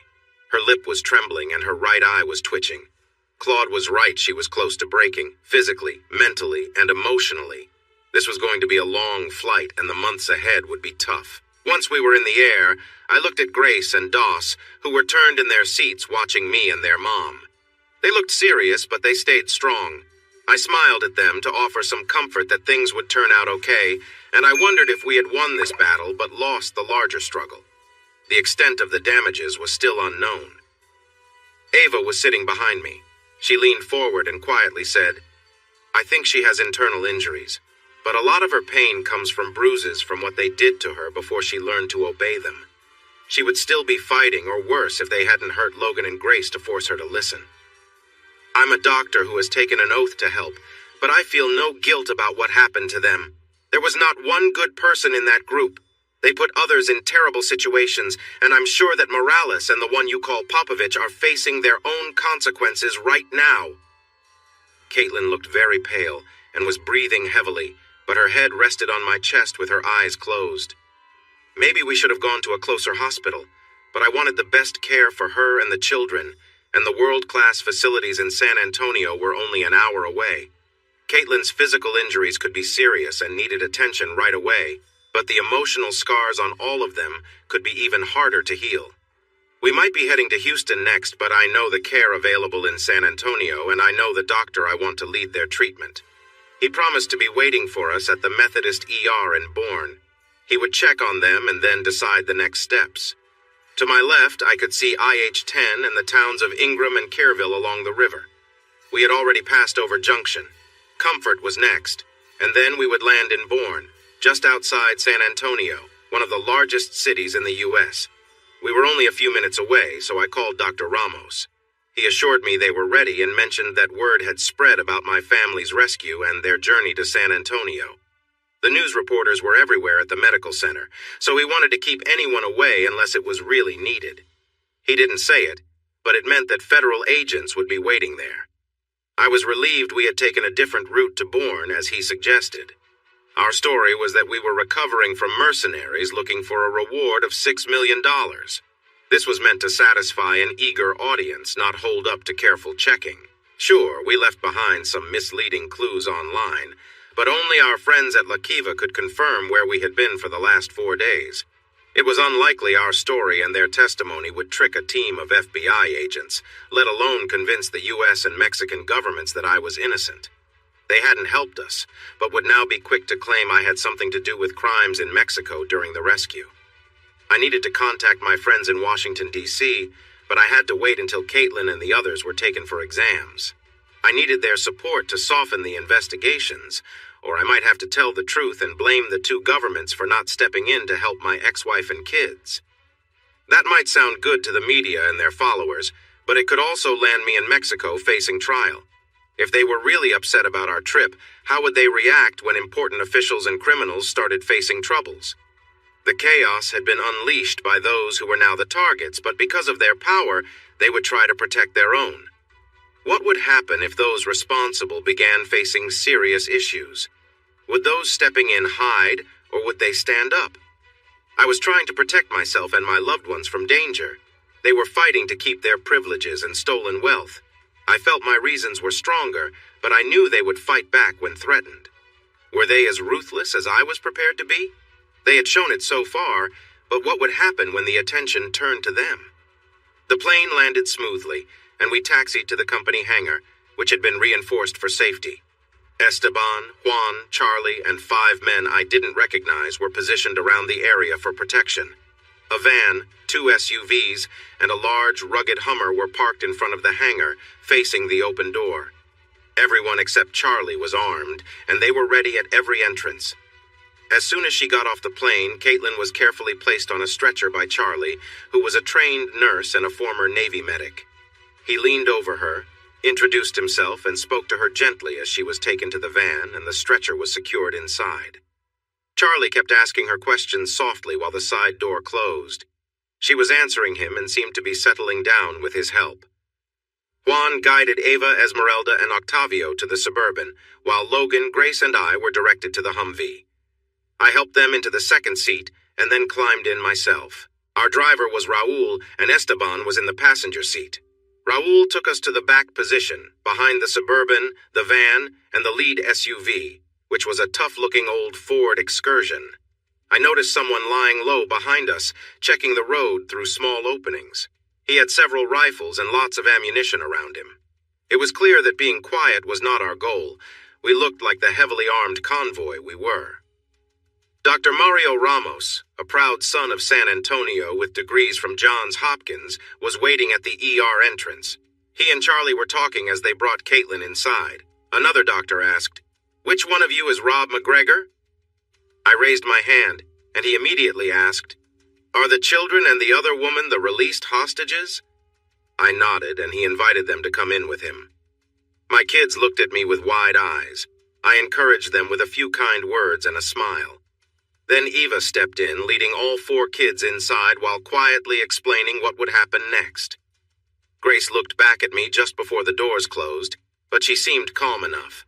Other members of Esteban's team had already taken up good spots around and on top of the building. He organized the rest of the team and asked me to return to the waiting Hummer to continue our talk. After assuring me that our security was strong, he wanted to discuss our recent trip into Mexico and share details about our known and suspected enemies. Esteban was very smart and had a lot of information. After an hour, he made several connections we hadn't considered yet. I agreed to discuss those connections further with Claude and Clay, and I told him I was going to check on the patients. Just then, Mario was coming toward the entrance looking for me.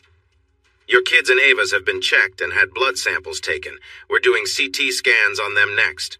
Caitlin is getting an MRI to confirm what Dr. Valdez and I suspect. We will know soon enough, but if we're right, she will be moved to the surgical wing. Dr. Valdez has a good relationship with the 4 children, so she and Dr. Alanis are in charge of their testing and care while I focus on your wife." I felt it would seem a bit rude to correct him by saying ex-wife, so I didn't. Instead, I promised myself to stop correcting people about that issue and to work on fixing it soon. Nothing like losing someone to make you see how important they are to you. I did ask him about Dr. Valdez. He looked surprised and said, "Dr. Eva Valdez, the one you brought here. You know she trained at Stanford, right?" "Yes, but I didn't know her last name, so she has your respect, even if she didn't go to Johns Hopkins," I joked. He smiled and replied, "Stanford was almost my first choice." Dr. Ramos took me inside the building. Through several doors he opened with his card, until we reached radiology and nuclear medicine. Let's see what they found. What they found wouldn't be fully explained for about a day, but the radiologist had asked for an abdominal CT scan after the MRI. Those results were clear to the doctors, but confusing to me. I did understand when Mario called the surgical center. "Okay, Rob. Dr. Valdez's diagnosis was right. Mrs. McGregor has a bruised spleen that is leaking blood but doesn't seem to be broken.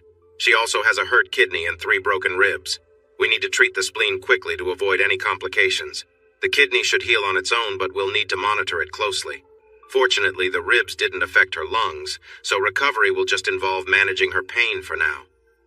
I'm moving her to the surgical wing on the north side, where she will stay for several days after the surgery. Esteban told me everything is secure, so there shouldn't be any issues." He started to turn, but then focused on me instead. "My friend, I know you want to know more, and I'll share everything we find after her surgery. For now, yes, she has been hurt physically and emotionally, but her physical injuries are not as severe as I feared or as you might worry. If she hadn't been hurt so badly on her back, thighs, and other areas, her discomfort would be much less. There is some expected damage, but we will decide whether to take action after a closer look. She did catch a strain of gonorrhea that's common in Mexico, but it can be treated easily. We'll need to wait for 1845 days for the HIV test results, and another 3 months for the final results, but everything else has come back negative. Not the best situation, but definitely not the worst. Now I need to get ready to help with her surgery. Oh, and Dr. Valdez asked to let you know she will care for the children, so you can focus on what's needed while everyone else is busy. A medtech guided me out and gave me directions to the ER parking area. Esteban was waiting in the room. He took me out to the Hummer, turned on the equipment, and filled me in. Things were moving quickly, so I needed to call Tom Yonkers right away. Esteban got everything ready, and I dialed the number I had. He picked up on the third ring. "Give me a moment. I need to find a safe spot." A few minutes later, he said, "Wow, Rob. You sure know how to stir up trouble, don't you? Are you and your family okay?" Caitlin is in surgery and will need a lot of support later, but we're hopeful. The kids have some bumps and bruises, but they seem all right for now. Their feelings, though, might need more attention. We rescued another woman and her 2 children. She's a doctor, and the medical team says she's doing well.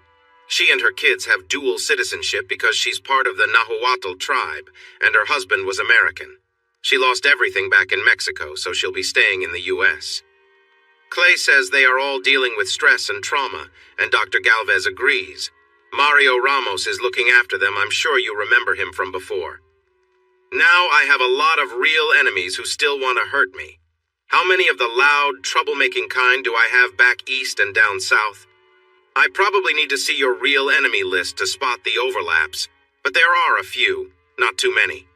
Some people back east are embarrassed they didn't do more while you were rescuing the hostages, and most are still ashamed about the mess with the North Koreans.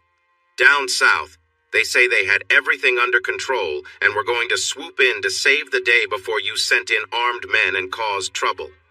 While they don't think you were actually part of the raid, they believe you funded it. General Lee and I think differently. Who is right? Come on, General Yonkers, do you really believe a guy my age in my shape could trek 100 miles across the dry Altiplano at night, let alone face off against cartel soldiers? I'm just a regular guy from Texas. Yes, we believe that, he laughed. And you'll have to tell us the whole story when we meet again. And congratulations on getting everyone back safely. Now, how can we help you? That was a longer and less friendly conversation. Esteban, what's the plan while Caitlin is in the hospital and the kids are not?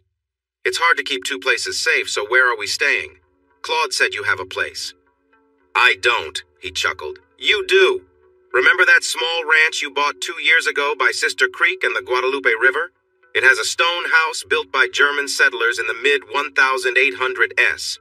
I can't imagine how those guys managed to move and stack those heavy 2-foot blocks, but it left me as amazed as anyone.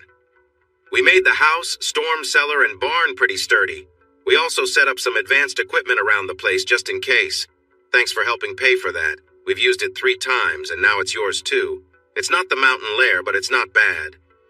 How are things back east? Claude says he likes it when plans come together, so we should start checking the news. I was feeling frustrated. Back east, in the swamps, there's a lot of boasting and threats happening, but my source says most of it is just talk. They were too busy arguing while we took real action, and now they're embarrassed that someone else saved the hostages. Too bad for them. The government and the Justice Department need to wake up and deal with the boldness of criminals on our border and in our country instead of just talking while letting politicians collect money from their supporters. The war on drugs has been ongoing since Reagan, and the only thing that's changed is that the other side has more money, more weapons, and more power than many governments south of us. When faced with the problem of kidnapping, Washington said, "We'll need to go through formal channels." Oh yes, let the people responsible for the rise of the cartels decide what we do to protect Americans taken by them. That sounds like a great plan. Just as effective as the war on drugs. I sighed. Anyway, if everything is working out, they will have more to complain about tomorrow if they are still around. Caitlin's surgery was a success. They were giving her strong antibiotics to fight the infection that had started from a small injury. Mario made it clear that she needed to rest, and for the next 48 hours, her job would be to sleep. She would need help using the restroom, but her injuries needed quiet time to heal. Everyone was ensuring she could get the rest she required with medication, so I was told to wait until I got a call that we could visit her. Eva, Esme, and Tavo would be staying with us, along with 6 team members. Esteban was at the hospital with the other 5, so Charlie would lead our group. The old house showcased beautiful German design, and the view was one of the prettiest I had ever seen in Texas.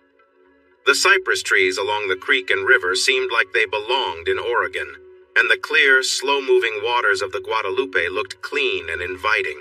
There was even a swing hanging from a tree over a deep pool of water. Caitlin will enjoy this place, I thought at first, but the loud laughter from the 4 kids drowned out my thoughts. They had found what they believed to be the best water park ever. They wanted to swim right away, even though it was almost dark. Tomorrow, I said, which brought a chorus of groans. But they quieted down when Charlie mentioned we would have dinner at the barbecue restaurant just up the road towards Sisterdale. Esme and Tavo were curious about barbecue, so Grace and Logan eagerly shared too much information about the tasty meats and sides. The fact that this barbecue spot, out in the middle of nowhere, had a parking lot full of cars was proof that it was good, and they were right, it was delicious.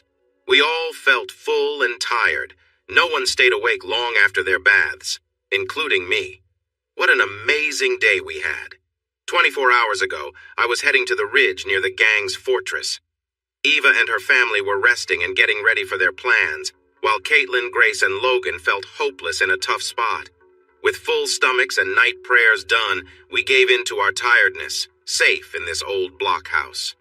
The coffee must have been made by one of the former Navy folks because it was very strong. I usually like my coffee black with sweetener, but I added creamer this time and joined the 3 men at the table on the porch. They laughed at my cup, but I was happy knowing I wouldn't upset my stomach as quickly. Next was Ava. She was barefoot and wore the same simple dress as before, but she looked calm, peaceful, and lovely, even though her dress was a bit worn and wrinkled. We greeted her through the screen door, and I warned her about the coffee, which she eyed carefully. She poured her mug, 2/3 full, sipped it, added 2 packets of sweetener, filled it with creamer, took another sip, and smiled. She opened the screen door and joined us on the porch, pausing when she noticed how we were looking at her. Her big brown eyes shone with intelligence, curiosity, and a love for life. Her straight, shiny black hair was parted down the middle and tucked behind her ears. It hadn't been cut in a long time, so it fell past her back and the ends were a bit uneven. She was slender and graceful, with a long neck, elegant shoulders, arms, and hands. The dress hung loosely to her knees, but the way it moved revealed she was fit, and her well-shaped ankles and legs hinted at the strength she had. Don't blame me. Getting in and out of helicopters while wearing a dress is not easy, and I couldn't look away quickly enough, even if I wanted to. She stood by the door, enjoying her coffee and letting us take her in before giving us a big smile. Speaking of which, we need to go shopping today. I plan to get rid of this dress and the kids' clothes to forget those memories. Turning to me, she asked, "Have you talked to Dr. Ramos this morning?" I shook my head. "Not yet." "Good. I want to listen in," she said as she took a seat at the table. We enjoyed our coffees and talked about the beautiful hill country and safe places to shop. Armando mentioned several shops in Bourne, so we decided to check those out first. Eva asked about internet access, and we found out we had fiber internet out here thanks to the local telephone coop. How exciting! It's been 3 years since I've had internet, and I can't wait to check on my bank accounts and investments. I also need new credit and debit cards. Can I have them sent here? They gave her the number of a post office box in Comfort, and Armando offered to help her get set up on a computer. She accepted with another bright smile, but held up her mug and said, "After I finish this delicious coffee and enjoy some more of this lovely morning with good conversation. You can't imagine how nice this is after the tough times of the past 3 years." I poured my second cup of coffee and went to check on the children. They were in the game room with iPads full of kids' shows, chatting happily. There were 2 gaming stations nearby, but they didn't seem to be interested in those, which was a relief since the games on them probably weren't great for kids. The boys were excited when I told them we were going shopping for new clothes soon. Their current clothes were old and uncomfortable, and they liked Ava's idea of getting rid of them after we bought new ones. I got dressed and headed back to the kitchen, where Benito and Armando were making huevos rancheros, ham, and flour tortillas. The homemade salsa and tortillas made the meal really tasty. I'd never had that kind of ham before, but I definitely wanted more. Eva was thrilled to see her account balances, but concerned about how long it would take to receive her new cards. I handed her a business card I don't use often and told her not to worry. We could settle everything later. She smiled, gave me a quick kiss on the cheek, and said she would pay me back. I smiled and gently shook my head. She grinned and insisted, "Oh, yes, I will." We left it at that, and everyone started getting the vehicles ready. The first kids' store had everything they wanted, so they chose 5 outfits and wore one right away. We packed up their old clothes in a bag for a special ceremony later. Ava, however, was thrilled with all 3 shops that Armando recommended. She looked through every item in each store, even the small decorations.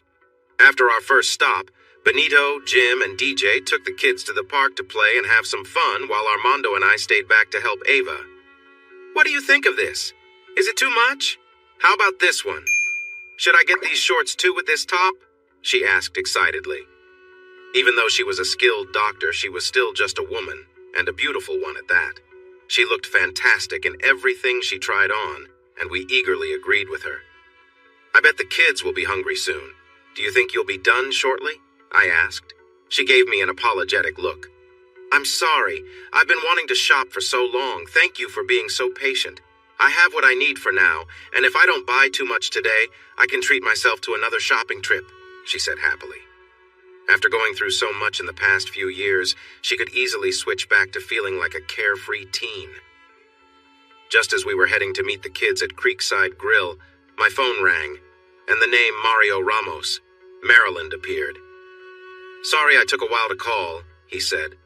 "I just got your message, but I was in surgery all morning with a patient from a car accident, and I wanted to review her test results first. To keep it simple, she is getting better." "Dr. Ramos, this is Dr. Galvez. I'd like to hear the details," I replied. "Sure thing, doctor," he said, launching into technical language. I focused on our route and asked Armando about the communication center I was supposed to use.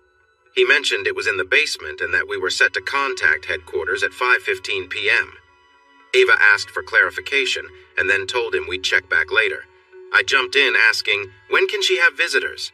He said we should call after morning rounds tomorrow. The nurses would be able to inform us about visitor rules, but it might be a bit early. The food was nice, but a bit expensive and not very kid-friendly as I had hoped. Luckily, the kids found a few dishes they liked, so everything turned out fine, and the adults enjoyed their meals as well. On our way back to the house, we stopped at H-E-B to grab some groceries, snacks, and drinks for the kids. We also picked up some treats from the bakery, and I visited the butcher to get some fine steaks. When we arrived home, Ava and 4 of the men took the kids to go swimming, while I headed into the communication center. After talking to the former Secretary of State, I called Raimundo to thank him for his help and to make sure he knew our plans. He mentioned that Claude had filled him in yesterday and that he was happy with his new teammates. They were doing well in finding others to join their fight against the Sinaloans. Roads and villages were getting stronger, and the new tools were being used properly with help from their advisors. This made me smile. How great would it be if our unexpected journey really helped bring freedom to the native people of Chihuahua and Sonora? It was surprising since many thought they wouldn't help at all. Yet here they were starting a new group. After that, it was all business as I tried to catch up on what I had missed during the past week. Only one deal had gone bad, but we managed to bring it back to life and get it back on track. Overall, I was happy with how well things had gone while I was away, but the events of the last week made it clear I needed someone to help keep things running in my absence. I contacted a recruiter I had worked with before, and we put together a job description. She promised to keep looking, but said she wouldn't advertise it unless I asked her to. With that settled, I checked in with my partners in the Dakotas, the Delaware Basin, and the Eagle Ford about projects in those oil and gas areas. All were happy with profits and the ongoing development of our resources. My wealth was growing quickly as investments were returning more money. That was great to see, especially considering the costs of our adventures, both past and future. Things were not as easy in Ukraine, the Baltics, or Kazakhstan, but that was expected, with lots of unrest involving Russia and politicians looking for money in Kazakhstan. My work there was aimed at supporting the local players in return for non-participating benefits, so problems didn't hurt my finances, but successes would. Each phone call I made started with questions about Caitlin and our kids, followed by congratulations on their safe return. Then we moved on to business. My answers about the rescue were vague enough that they let it go quickly. 5:15 arrived fast. Esteban came back for the meeting and joined me. After the usual update on Caitlin and the kids, the Edwards brothers informed us about our response. After that chat, Esteban and I decided to stay up to watch the late news. They had released the dogs, but we were causing chaos. My updates from Raimundo and the former secretary were also well received, although investigations in Washington, D.C. and the Distrito Federal had not stopped. We were waiting for the FBI and the Mexican agency, the Policia Federal Ministerial, to visit us soon for interviews. We went over our answers and the information on the dark web that we planned to show them. Once again, we had done our best, but the results were still unsure. I hoped we hadn't used all our luck out there in the desert. Armando had made a fire in the pit just as I asked, and the steaks were seasoned when we returned. I was in charge of grilling that night, making prime ribeye steaks, grilled corn, grilled squash, and a fresh green salad. When the coals were ready, I started cooking. Kids sometimes don't really understand or appreciate steak, and they often don't know how they want it cooked. I never burn prime steaks or any other meat, so when they said, "well done," I made it medium instead. They were so busy chatting and munching on corn that I doubt they even noticed their steaks had a bit of pink in the middle. Eva loved her meat medium rare, and that was true for all the men except Charlie. He told me to just grill it and bring it to him. I cooked it a bit longer than that, making sure it was warm, but it still was a little too rare for my taste, and I usually like it rare. Everyone enjoyed the grilled vegetables, and Armando's peach cobbler for dessert was a big hit. The tasty meal led to a cheerful conversation about many things, avoiding any talk about captivity, rescue, Caitlin's situation, or any hidden worries in the children's minds. Eva seemed more relaxed than I had seen her before, and the children looked genuinely happy. Were they really that strong, or was something else troubling them beneath the surface? Maybe I was the only one still in pain. My pride told me I had failed to protect Caitlin and our kids, ignoring any other opinions. My conscience kept asking if having them with me was too risky, considering the ongoing threats against us. My frustration for what happened oddly extended to Clay and Claude, even though I knew they had done enough to keep us safe. Miroslav's betrayal changed everything, and without their help, any chance of rescue would have been lost. Interestingly, they felt the same way they thought they had failed, and something terrible had happened. When things happen that I cannot control, my annoyance spreads everywhere. I know this is a problem I need to work on, but it will take time for me to relax. Without saying anything, I quietly slipped away from the dining area, as if I was headed to the restroom, but walked down to the river instead. The cypress trees cast shadows in the late afternoon. The clear water swirled gently, and I noticed fish moving from dark spots into sunlight. The wind whispered in the trees, and the scent of the river filled the air, calming my troubled thoughts. A little. I heard her voice before she even spoke. "She'll be okay. The kids will be okay. We'll all be okay. Even you, Rob." I took a deep breath and stayed quiet. "You're feeling guilty. I understand that. You always want to protect and take care of others. Deep down, you know this wasn't your fault or Claude's fault or anyone's fault except for those who hurt your family and mine. My husband would have felt the same way if he were here. I know you have a plan for how to handle this situation, and I get it, I really do. Just look at how I went after Morales and his team. But seeking revenge won't really help you, just like my actions didn't erase the pain I went through. Don't lose yourself while trying to find justice, Rob. You are a good person who has been wronged. Don't let them change who you are." "Thanks, Ava. I'll think about what you said. Do you want to join me for a bit? There's a nice place to sit over there."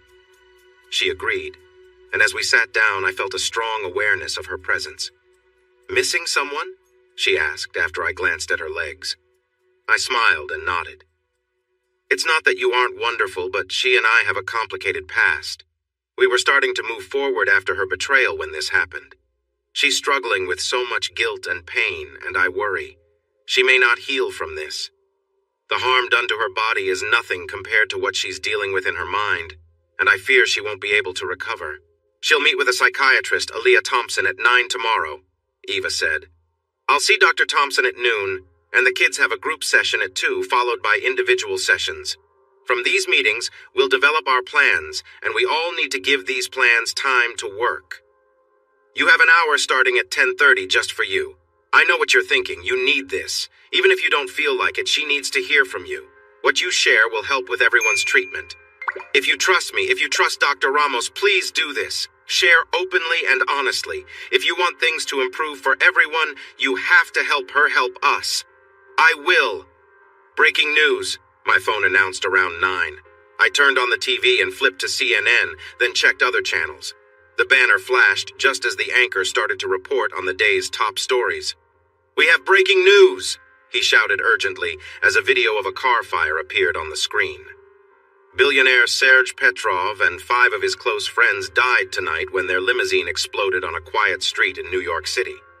The 6 men had just left a bar Petrov owned in Manhattan, and it is believed they all died in the blast and fire. In related news, another building owned by Petrov was raided at the same time.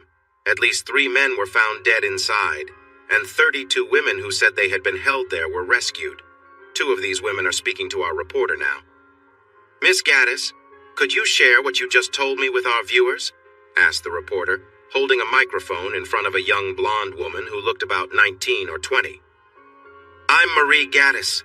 I was taken from my home in Tennessee over 2 years ago by members of the gang led by Serge Petrov," she said quickly. "I'm risking a lot by saying this, but there are about 30 of us still being held in that old hotel, where we were forced to do things for business partners and corrupt officials, including some in the police. During my 2 years there, I saw many girls come and go, either taken away or harmed. It's time for someone in power to step up and stop this." "Miss Gaddis, as we understand it, the police don't yet know who rescued you, and they are looking for those responsible as suspects in the harm caused to you and the others.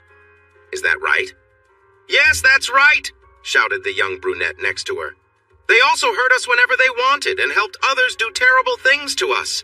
She spat on the ground and yelled, "I denounce them, and I denounce those who let this happen. Yes, we know who you are, and we are going to tell everyone about what you've done. Here are lists that 3 of us made. Juanita is gone now, but her list remains. Keep them safe. The police and officials will try to take them from you. Believe me, too many powerful people are involved." The CNN reporter was seen taking the lists and handing them to someone who quickly moved toward the news van behind them. "We will safeguard these lists, Miss Hansen. Do others have lists like these?" "Yes, we all agreed to make lists. Send someone to collect them before they disappear." The reporter called over a man and a woman and gave them instructions. They hurried away, and he started telling the crowd what had happened and the claims being made. I changed channels and saw a young girl saying she had a list to support her claims. She gave it to the Fox reporter, and 2 other women stepped up to hand their lists to the assistant, who took them and rushed toward the Fox van. I switched to another channel, but a notification on my phone caught my attention. It was Raimundo saying, "Telemundo en la mañana." I stayed up for a few more hours watching all the chaos before I fell asleep in the recliner. The news outlets were keeping the lists secret. They wouldn't share any names until their lawyers gave approval, if they ever did. The women who were being helped understood that they couldn't keep these lists for long without risk. Armando woke me up early, beaming with a big smile on his round face. He turned on the TV, tuning into Telemundo, and plopped down on the biggest sofa. It was in Spanish, but here's what I gathered in English. An assistant attorney general and his family had been kidnapped overnight, and there was a national search for them without any leads. The assistant attorney general was known to be tough on crime, but the kidnappers left evidence that he was linked to several criminal groups and had committed various crimes. One of the alleged crimes was his part in the kidnapping of an American woman and her children, who had just been freed from captivity. It was also claimed that he was involved in serious offenses against many women, including the American woman. It seemed likely that he and his family were taken as revenge. I took the remote and flipped to the morning shows where discussions about First Amendment rights were taking place. They talked about how these rights could stop New York City and state officials from seizing the well-known lists. The network stated that the names had not been revealed yet because they were working to confirm the claims made by the women who were under protection. The ACLU had stepped in overnight, offering help to each woman and filing legal requests for those who accepted. Emergency hearings were planned throughout the day, and family members had flown in from all over the country after seeing their loved ones on TV or mentioned among those held. Some had lawyers with them, and many took advantage of the ACLU's help. Some of the teenagers spoke limited English and needed interpreters to help them communicate. Things had gotten really chaotic, but the situation escalated even more about an hour later when I got a message from a friend in Washington. "I hope you're ready, my friend, because you really stirred things up this time. The Great Chicago Fire looks small compared to this crisis." "I have no idea what you're talking about, my friend," I replied. I was flipping through channels to get an idea of what was happening, but I had been staying at one of my ranches, waiting for updates on Caitlin's situation. I wanted to make it clear that I wasn't involved. "That's good to hear. But I'm afraid the authorities in the U.S. and Mexico think you might have a part in the deaths of Petrov and his close aides, as well as the disappearance of Assistant Attorney General de los Santos and his family in Mexico City. They believe you may have been connected to the capture and mistreatment of your wife and children and suspect you might want revenge. That caused the chaos, but the real issue was the freeing of the women who had lists naming their abusers. It seems there are important names on that list, and they are panicking. I don't know how much protection you have, but it likely isn't enough," I scoffed. "They started all this, not me. I'm just responding to their actions. If my family is threatened, theirs will be too. That's a promise. If they don't want trouble, they need to back off. Plus, harming me won't stop the networks and media from revealing the names. They should focus on intimidating them instead of me. I don't have any lists." The following discussion in the communications center was brief and direct. All available personnel from Ultimate Solutions across the country were sent to Bourne, Texas, and 4 top lawyers were joining them. An hour later, a message appeared on a hidden website offering rewards for those involved in the kidnapping and mistreatment of the freed women in New York City. It was a placeholder telling visitors to check back often. The names would be posted once they were confirmed. I heard there was a lot of activity on that site, including the FBI, which had gotten a link apparently from a site based in Russia. People in New York, D.C., and other places were realizing they aren't safe from consequences. If they go after us, we will respond, no holding back. In the meantime, we have a tech company we trust keeping an eye on the dark web for any updates about us, as well as other channels for information. I, along with my family, Ava, and 5 of our security team, made our way to the hospital. Esteban was updated, so we were hurried inside while the 5 men took their positions. I was told there were no news vans or officials seen so far. The excitement over the rescue had faded a bit after the first news cycles, but surged again after the deaths in NYC and the kidnapping in Mexico were connected. The media wouldn't let this go, and they had sources. Our moment of facing the impact was likely approaching. It was a time when I was especially thankful for our lawyers. The trip to the hospital was smooth. Caitlin was with her doctor when we arrived, but she had gotten better, so I got to spend half an hour with her before my own appointment. When we talked, she seemed dazed and quiet, but allowed me to kiss her forehead and hold her hand. When I asked what she thought of Dr. Aaliyah Thompson, she shrugged her shoulders and said, "She's okay." It wasn't a glowing review, but I was happy it wasn't a frown. Knowing that Grace and Doss would visit her after I left lifted her spirits a little, and the mention of Eva brought a faint smile. Still, I didn't see the lively woman I met in the mountain compound. Eva brought all 4 kids in a bit early at 10:25, so I quickly said my goodbyes, kissed her head again, and left her with her excited children. In my view, Dr. Thompson was much more than just okay. She had a curious mind and a gentle way of helping people share their thoughts. She often repeated back what she thought she understood, which helped clear up any confusion, and encouraged me to share more. I realized I had things to tell her that could help with my family, and I also saw I might have some personal issues about my relationship with Caitlin, and maybe some anger to deal with as well. Feeling encouraged after my time with her, I went to check on Esteban. He was in a big conference room near the nurses' station, surrounded by several fit men, some of whom worked for Ultimate Solutions. They had just arrived. Esteban and the others I knew welcomed me warmly, and those I didn't know were introduced politely. It felt like being in a room full of athletes. They were focused and alert. Esteban's plan sounded great. He broke up the group and they paired off. I moved to the front of the room with Esteban, and 4 men in sharp suits came in behind me. I knew them well as clients. They had a solid plan that covered legal, public relations, and political angles. My chances of staying safe and avoiding jail were still uncertain, but that would depend on decisions made by people outside this room. The lawyers had crafted a plan based on what we had explained, offering those who enforced the laws a way to maintain their reputations and protect themselves. It would be tempting to go with it if they could handle the pressure from others affected by our situation. The attorneys general of the U.S. and Mexico would make the final decisions, and I would learn where things stood from the tone of the interviews with the FBI and PFM. Ava was with Dr. Thompson now, and then she would meet with Dr. Ramos was with the kids, while our security staff entertained them. They had a special room with a TV and books where they could wait until it was time to see the doctor. I got a call from the FBI, which I passed on to the lead lawyer in our group.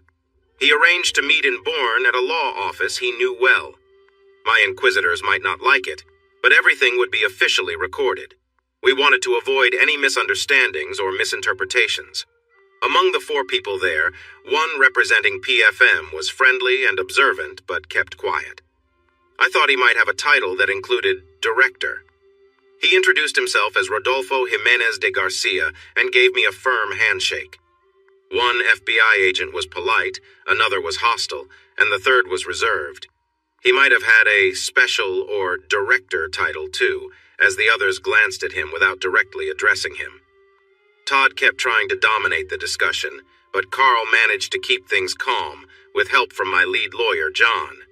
John clearly showed his frustration with Todd's antics by reminding everyone that we were there to help with the case. If I was a suspect, we would change our approach, he assured them. The calm attitudes of Special Directors Dan and Juan were generally helpful, especially when they exchanged looks of disapproval at Todd's foolish behavior. Don, another lawyer, used his laptop to show a clip of my public plea for help and the reward for the safe return of my family, which had been shared worldwide.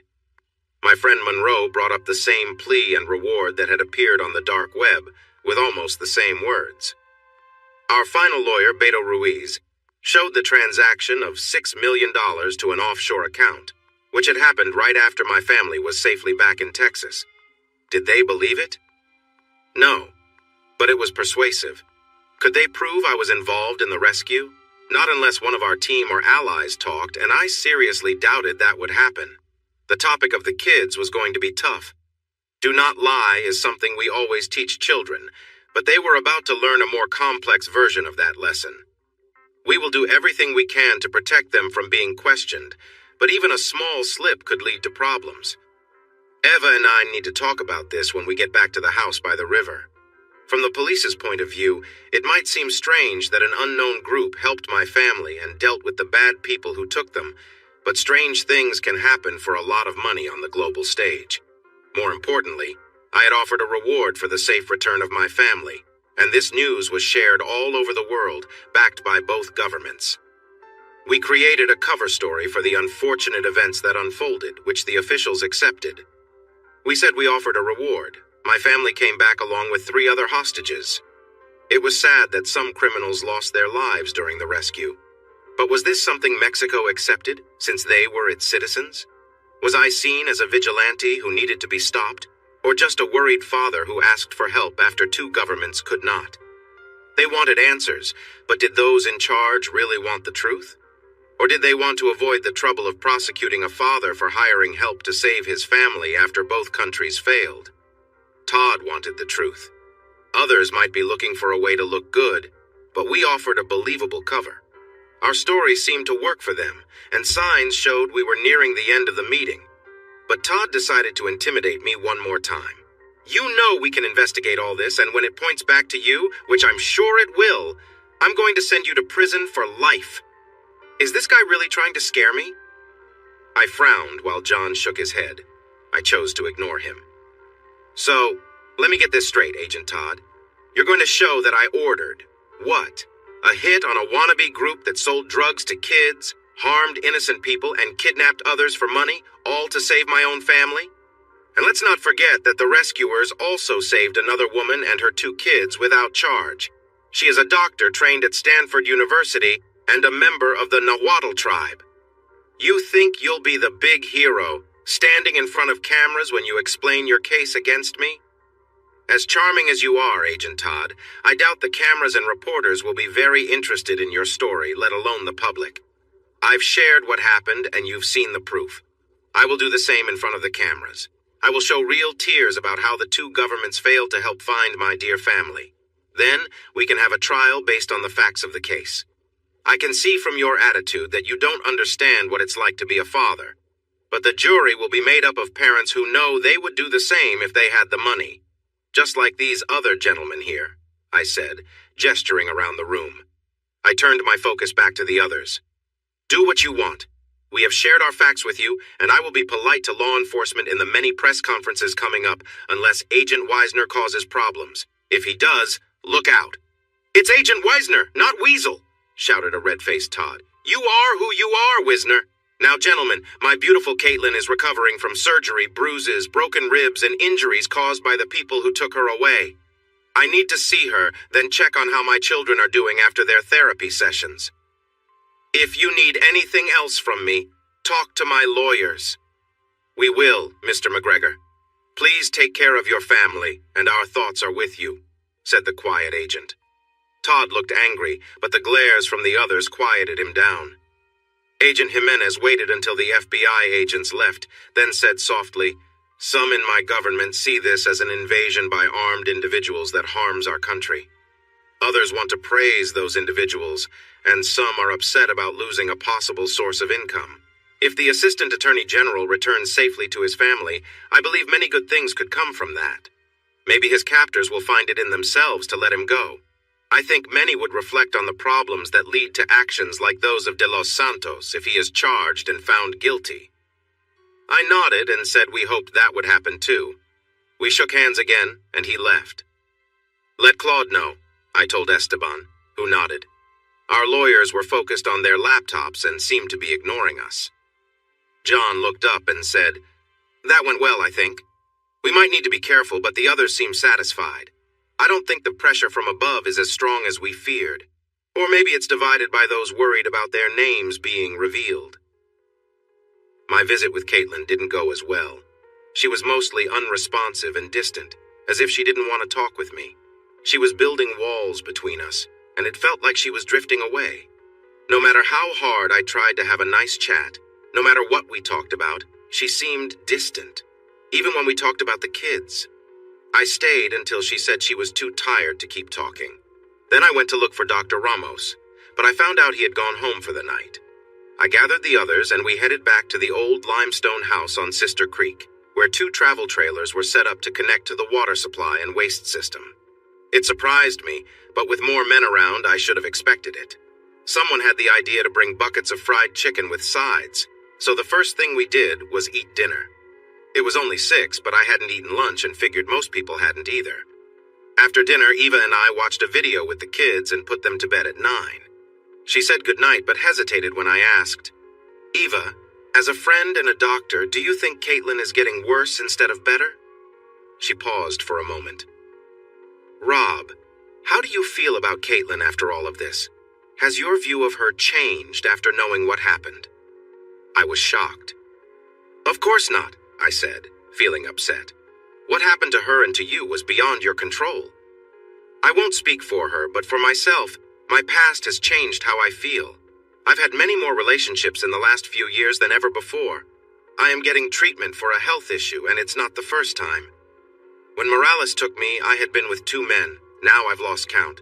I don't feel like the same person I was before. I can't imagine how any decent man would want to be with someone like me. I was stunned.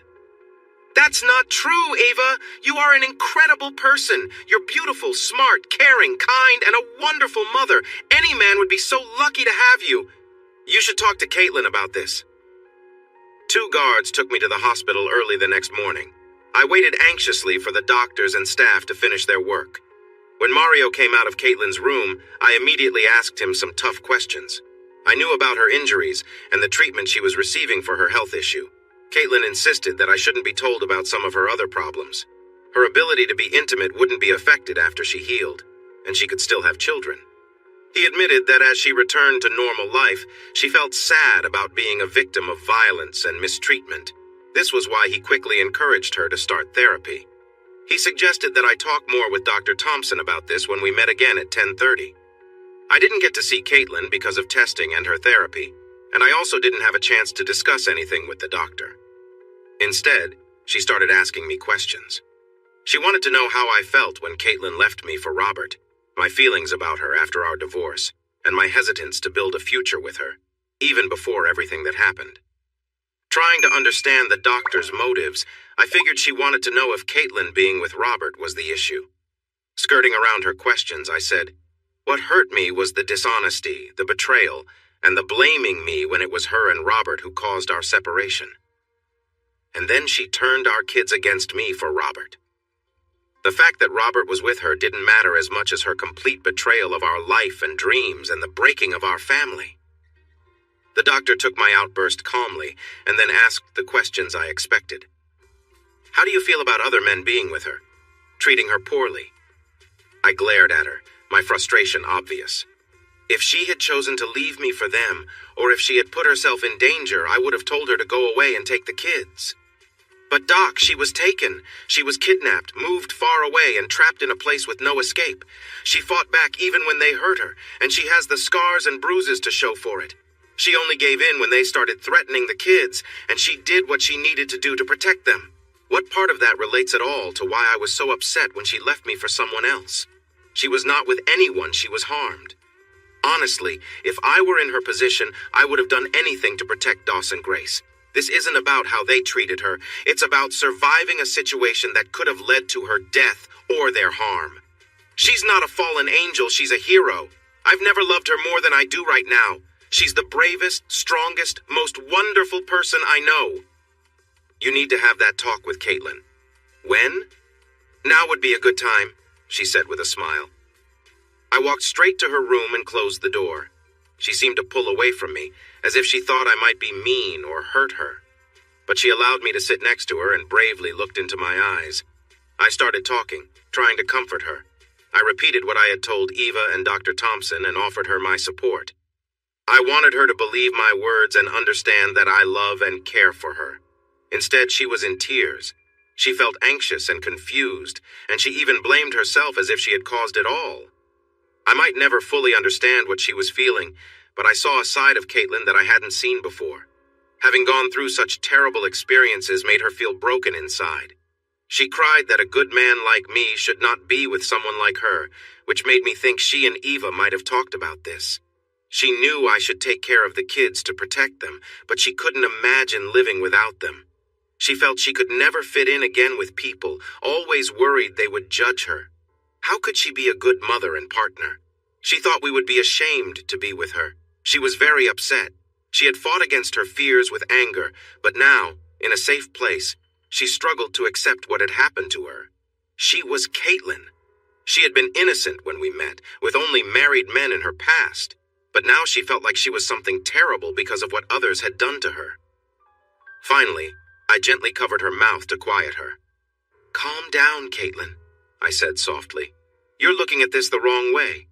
Sweetheart, if it had been me who faced those monsters, would you turn away from me?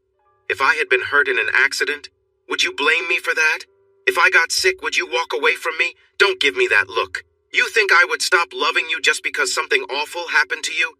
Do I seem so selfish? I see you as someone who fought to protect herself and our children. Now that I have you back, which is all I've wanted, you want me to leave you to deal with your pain alone? No, I won't do that. You are going to get help. Take your medicine, go to therapy, and heal. I'm here for you through everything, and when you feel better, we will renew our commitment to each other. I won't take no for an answer." She cried with despair, as if she couldn't see that happening. I wondered if I had helped her avoid a deep pit of sadness or pushed her into it. It was normal to feel anxious, but there was something more, something deeper than just feeling sad. It seemed she had decided we could never be together again. Why did she think that? There must be something I wasn't getting, but what? We had faced hard times before with Robert, with the North Koreans. Why was this different? Why had she lost hope in our relationship, the one she had tried so hard to rebuild? Or am I asking too much from someone who feels so fragile and upset? I'm stuck in a nightmare that won't end, even when I'm awake. The next morning, just before sunrise, Assistant Attorney General Rogelio de los Santos and his family were left outside a police station in San Cristobal de las Casas, Chiapas. They were all fine, but Gloria was very angry at her husband and refused to talk to him. The details of their situation varied, but everyone agreed they had been taken in hoods and held in a remote area since their abduction. Their captors spoke Spanish, but were unknown since they wore masks and camouflage outfits when in view. They were not unkind and provided enough food, water, bedding, and access to a restroom. The children received toys and games to keep them entertained. While they were disturbed by what was happening, they were not severely traumatized. The kids were taken to a different room with their games, while Señora de los Santos and Señor de los Santos were seated in front of a large TV to watch a video. Señor de los Santos appeared in this video, engaging in distressing activities that left women upset and pleading for help, some of whom seemed powerless. The most troubling parts included scenes of children being hurt in front of their mothers as a way to force the mothers to comply. There were pictures of the women involved and images showing them in very bad conditions, with men laughing at them. Another set of similar videos and pictures was found stuck to the door of the San Cristobal police station with a knife. Red circles were drawn around the faces of De Los Santos and another well-known official who also took part in the mistreatment of the women and girls. Señora de los Santos and their 3 children were taken home to Mexico City by agents. Señor de los Santos was taken by Assistant Director Rodolfo Jimenez de Garcia to a secure location in Mexico City, where he was officially arrested, charged, and questioned. After reviewing the photographs and videos on a USB drive, a warrant was issued for former Army General and current Deputy Defense Minister Emilio Zepeda. The warrant listed various serious offenses, including conspiracy to abduct, unlawful detention of citizens, drug trafficking, and conspiracy related to violent acts. Zepeda was arrested later that day and is being held at the same secure location as De Los Santos.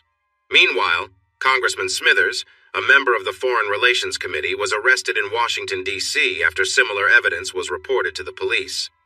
The charges against him mirrored those of Zepeda and De Los Santos, but also included misconduct and misuse of power.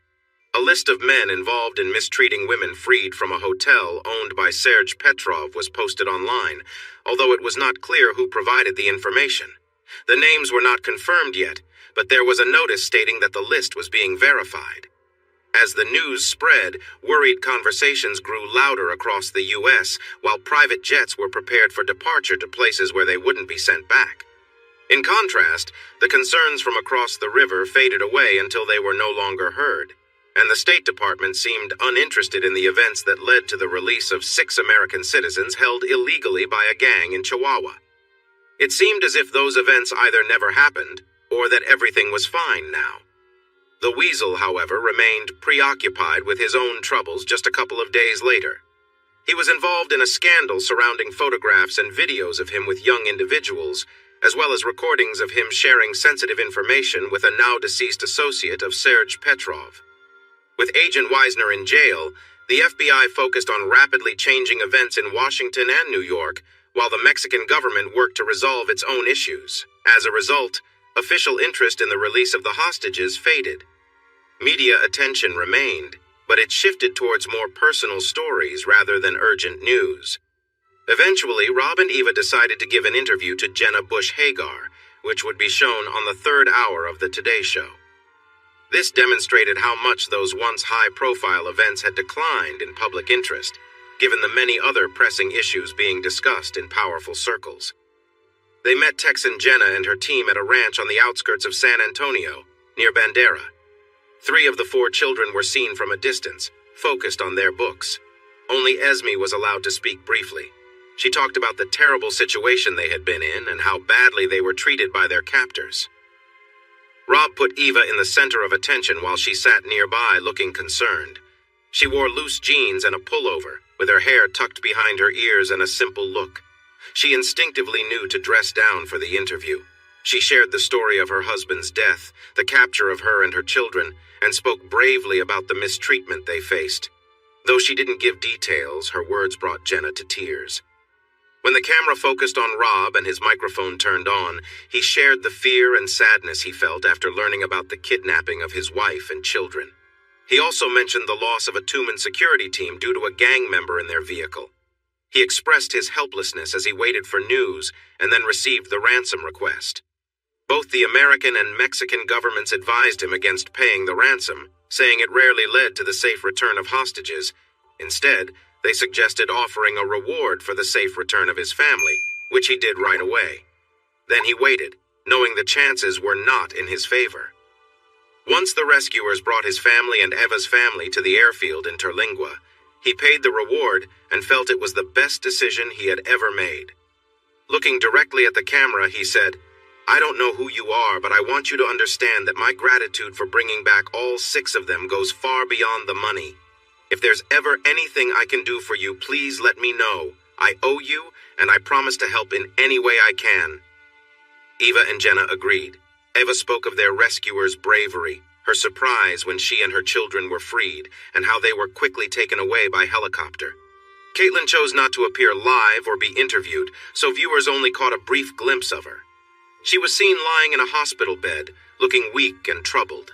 It was a touching segment that drew sympathy for the hostages and for the man in Texas waiting anxiously for their return. Third Hour received a big boost in viewership from its mostly female audience that day. Jenna gave Rob and Eva warm hugs and once more shared her concern for them. The interviews met their goals without attracting unwanted attention from authorities on either side of the border. 3 weeks later, Rob and the security team drove Eva and her 4 children to Fort Davis. Caitlin was flown to a retreat in Arizona to receive help for her feelings of sadness, worry, and fear, especially concerning Robert Roy McGregor. After going through all the pain and confusion, Dr. Thompson realized that Caitlin's distance from Rob was less about her own feelings of guilt and more about the memories linked to him.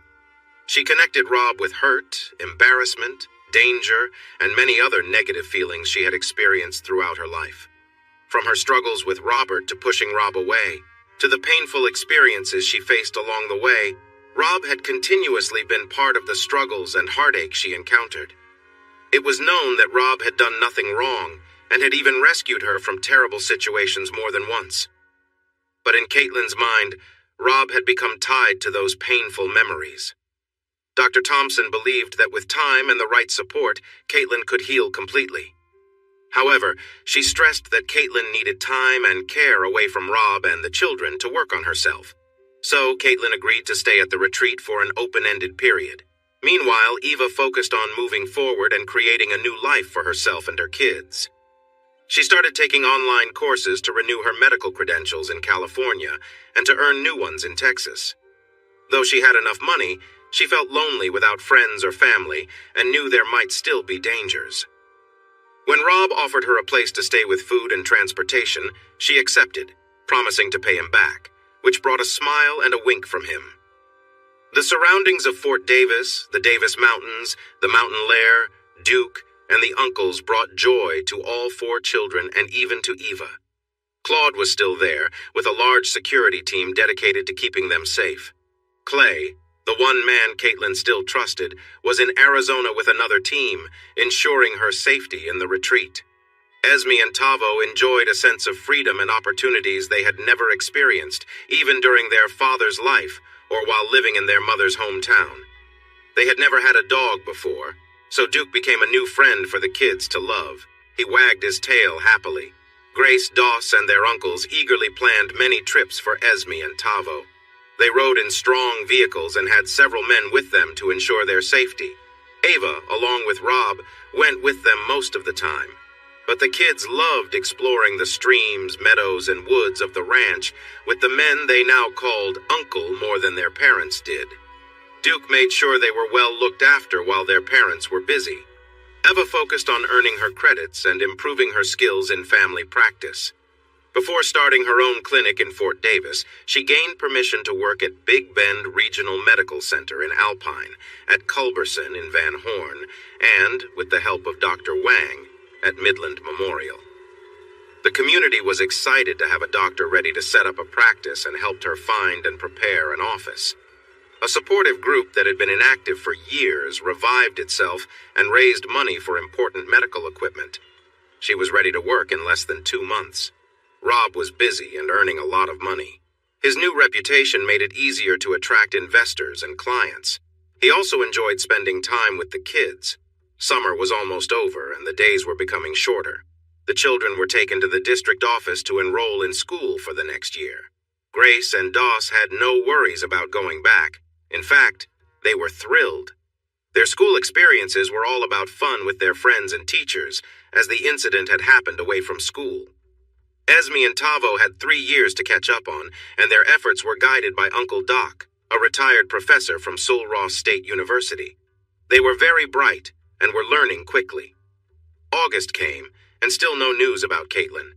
Even though Rob was covering the costs, he could only receive the information Caitlin agreed to share, which didn't give much detail. Dr. Galvez tried to help, but she couldn't provide any updates either, so they stayed unaware of how she was doing. Surprisingly, Doss and Grace had begun to accept that their mom's absence was important for her recovery, just like they accepted the need for weekly video calls with Dr. Thompson to discuss their own health. From what Rob, Eva, Claude, and their uncles observed, all 4 kids were improving well. There were moments, especially at night, but they were happening less often and were less intense as summer went on. Eva, Claude, and the uncles had a new worry: Rob. Although he seemed fine during work or when chatting with the kids, he had become distant and lost in thought. He preferred to be alone when not with the children, and his usual excitement for life was fading away. They made plans and finally persuaded him to spend a few weeks at the desert lair before school began. They hoped that a change of scenery and new people might lift his spirits. It helped. Evenings at La Kiva with friends, enjoying cold drinks and delicious meals from Renee and Berta, brought some joy back to his life. They heard him laugh and tease again for the first time in a while. Claude and Eva insisted on outings around the park, which turned out to be a big moment for him. It was very hot in the desert, but not so much at their camp in the Chisos Basin where they stayed in tents at night. Nothing extraordinary happened, not even a bright moon as during a previous trip with Caitlin. Yet Rob seemed to be starting to come back to life. The extent of his struggle became clear on the 3rd night, as they sat around a picnic table having drinks while the kids slept. It was after midnight, and empty bottles filled a recycling bag when Rob grew silent. Eva and Claude exchanged glances, waiting as he looked up at the stars. It was a dark night like this when we reached that ridge, Claude. I didn't know how things would turn out, but I felt both scared and hopeful, until I faced the shadows in the valley.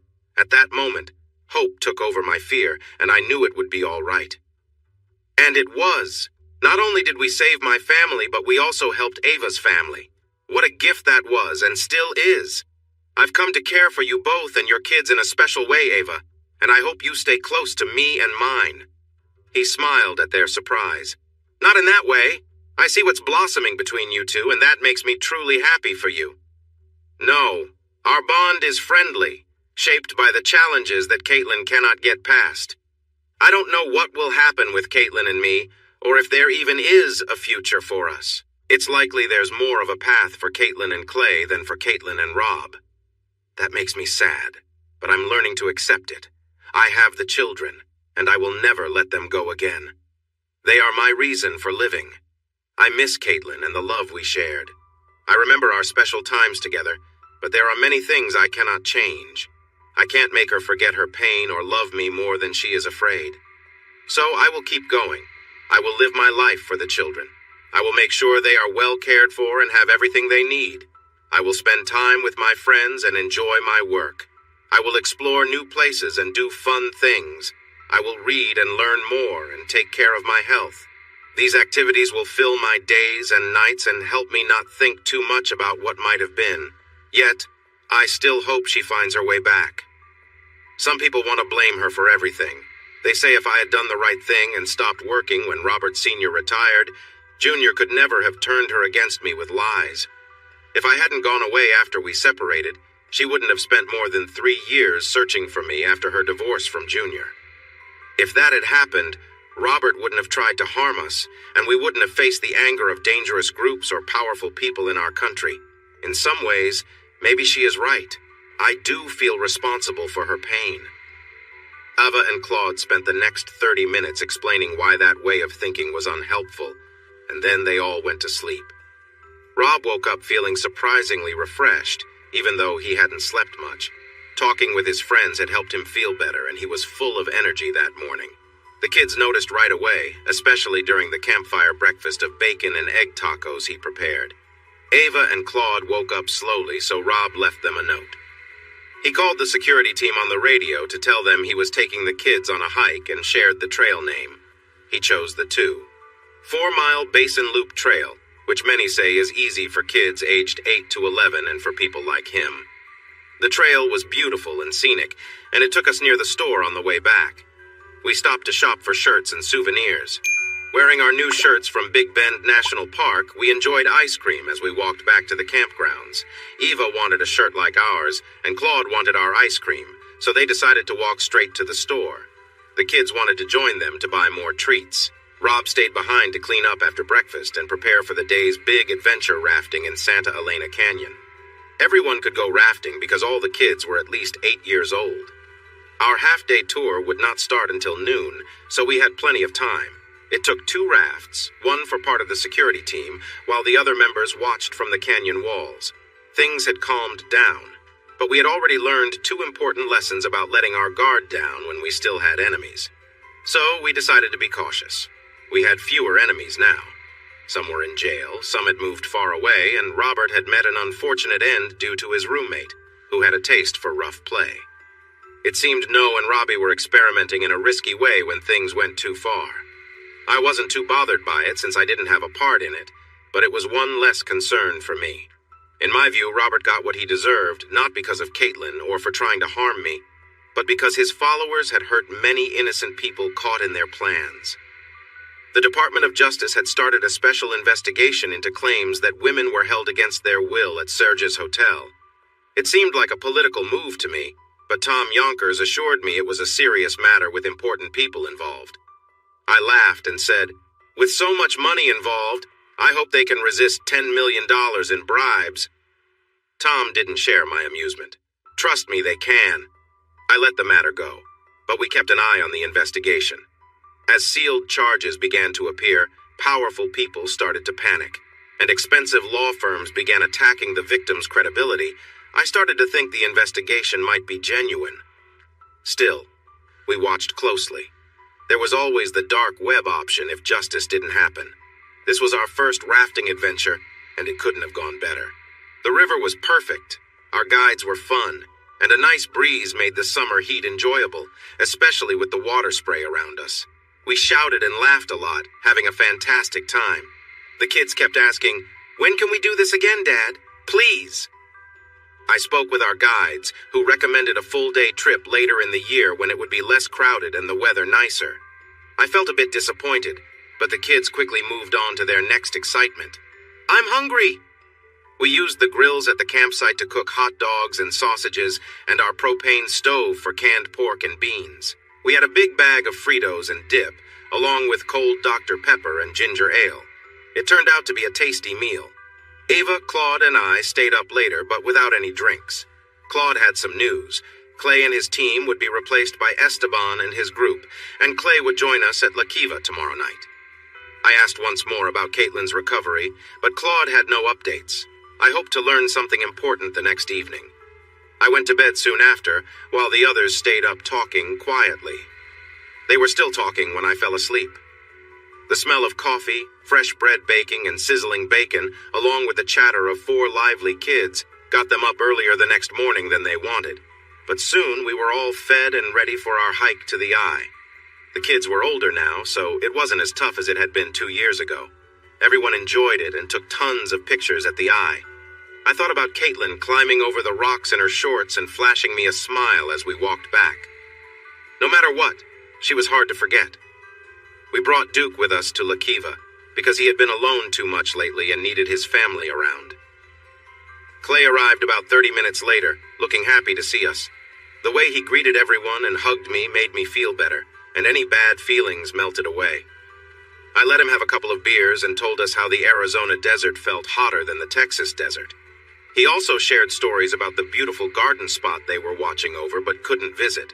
Then I asked, "Have you seen Caitlin at all?" He looked worried. "I've seen her 3 times since we dropped her off. Once was 2 days later when they needed to check her story, which was accurate. The second time was 3 weeks ago. She asked for me, so they let me talk with her in a room with her counselor and a big guard. I couldn't believe how little she had changed since we left the hospital. She said she had been having a bad dream over and over and wanted to make sure Doss, Grace, and you were okay. I told her you were, but you all missed her. She started to cry a bit, and they thanked me for coming and then took me out quickly. The third time was the day before yesterday. Same room and serious people, but Caitlin looked better. She even seemed a bit brighter, but she still looked so thin and frail that it was hard to recognize her. Anyway, she asked if I had heard from you. I said no since I was right here and hadn't talked to you. She wanted to know if you were with Eva. I told her no. Claude and Eva were together and added that Eva had opened a clinic in Fort Davis. She wanted to know about that, so I told her what I knew. Then she asked if you were seeing anyone else. I told her no one had said anything to me about that.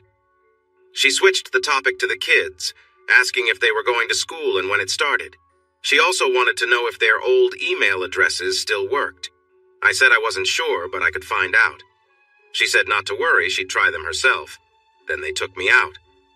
I don't know what to say, boss. If she'd looked as bad this time as before, I would have called you to break her out. But she had definitely improved since 2 days ago. I called the kids over. With school out for the summer, do you guys still check your email accounts? No, Dad.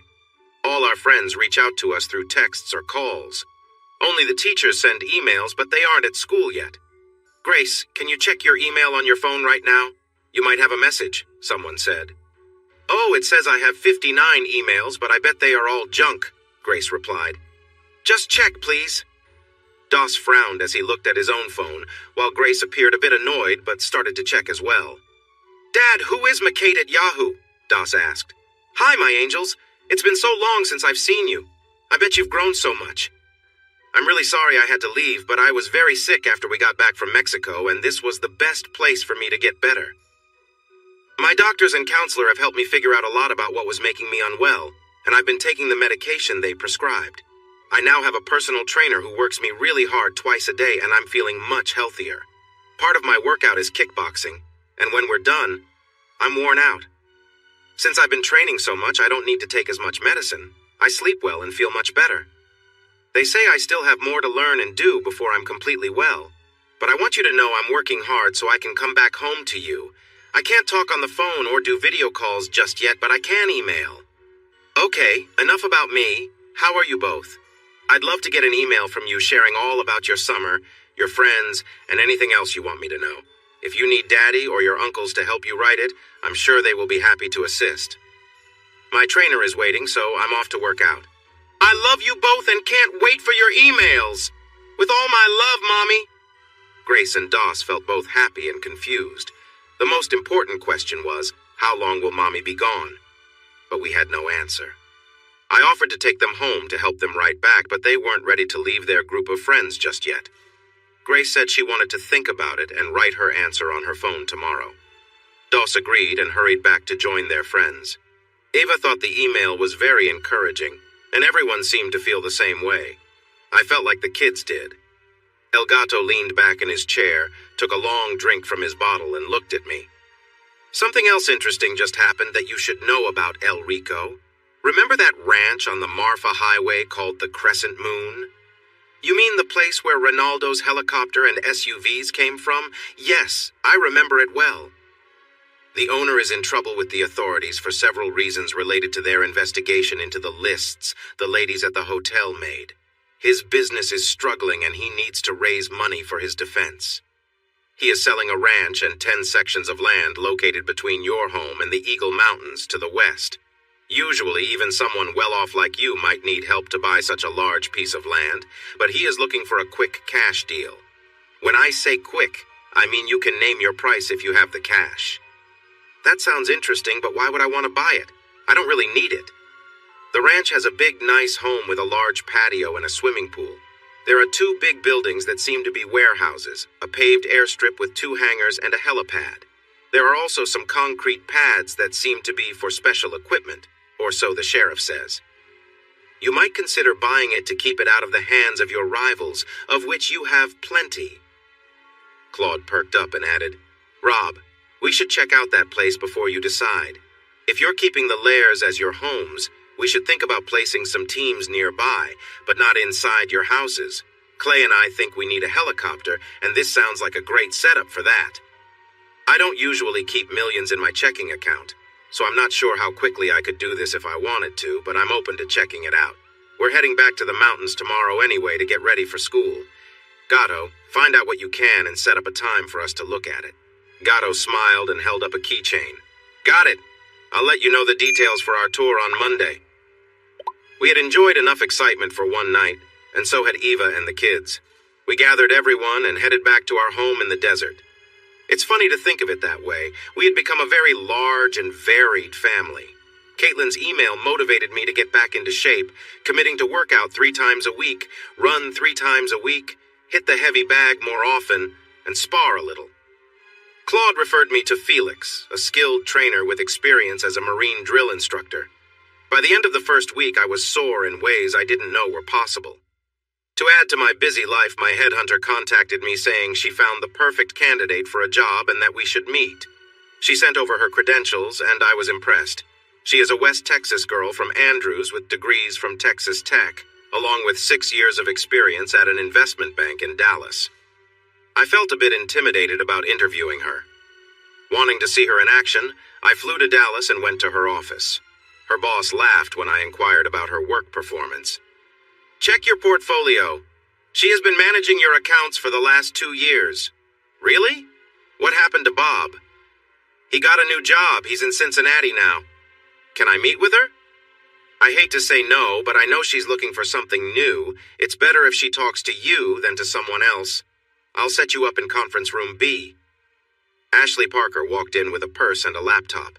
She had a smile that seemed forced. Before I could say anything, she looked ready to frown. Good afternoon, Miss Parker. I'm Robert McGregor, but I like to be called Rob. Her expression changed from surprise to worry. Oh, Mr. McGregor, I didn't know it was you. Let me get the drive with your accounts. She turned to leave. Please don't, Miss Parker. I'm not here about my accounts. I understand you applied for the administrative assistant position for the president of RR Enterprises.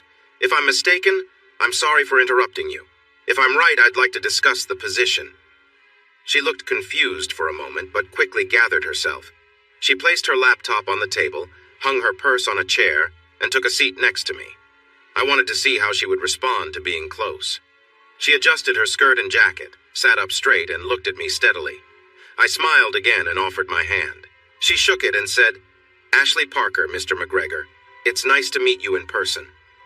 Robert Roy McGregor, Miss Ashley Ann Parker, and it's great to meet you. My friends call me Rob. I glanced at her resume and thought for a moment. Parker Andrews, is your dad Emmett Parker, the engineer?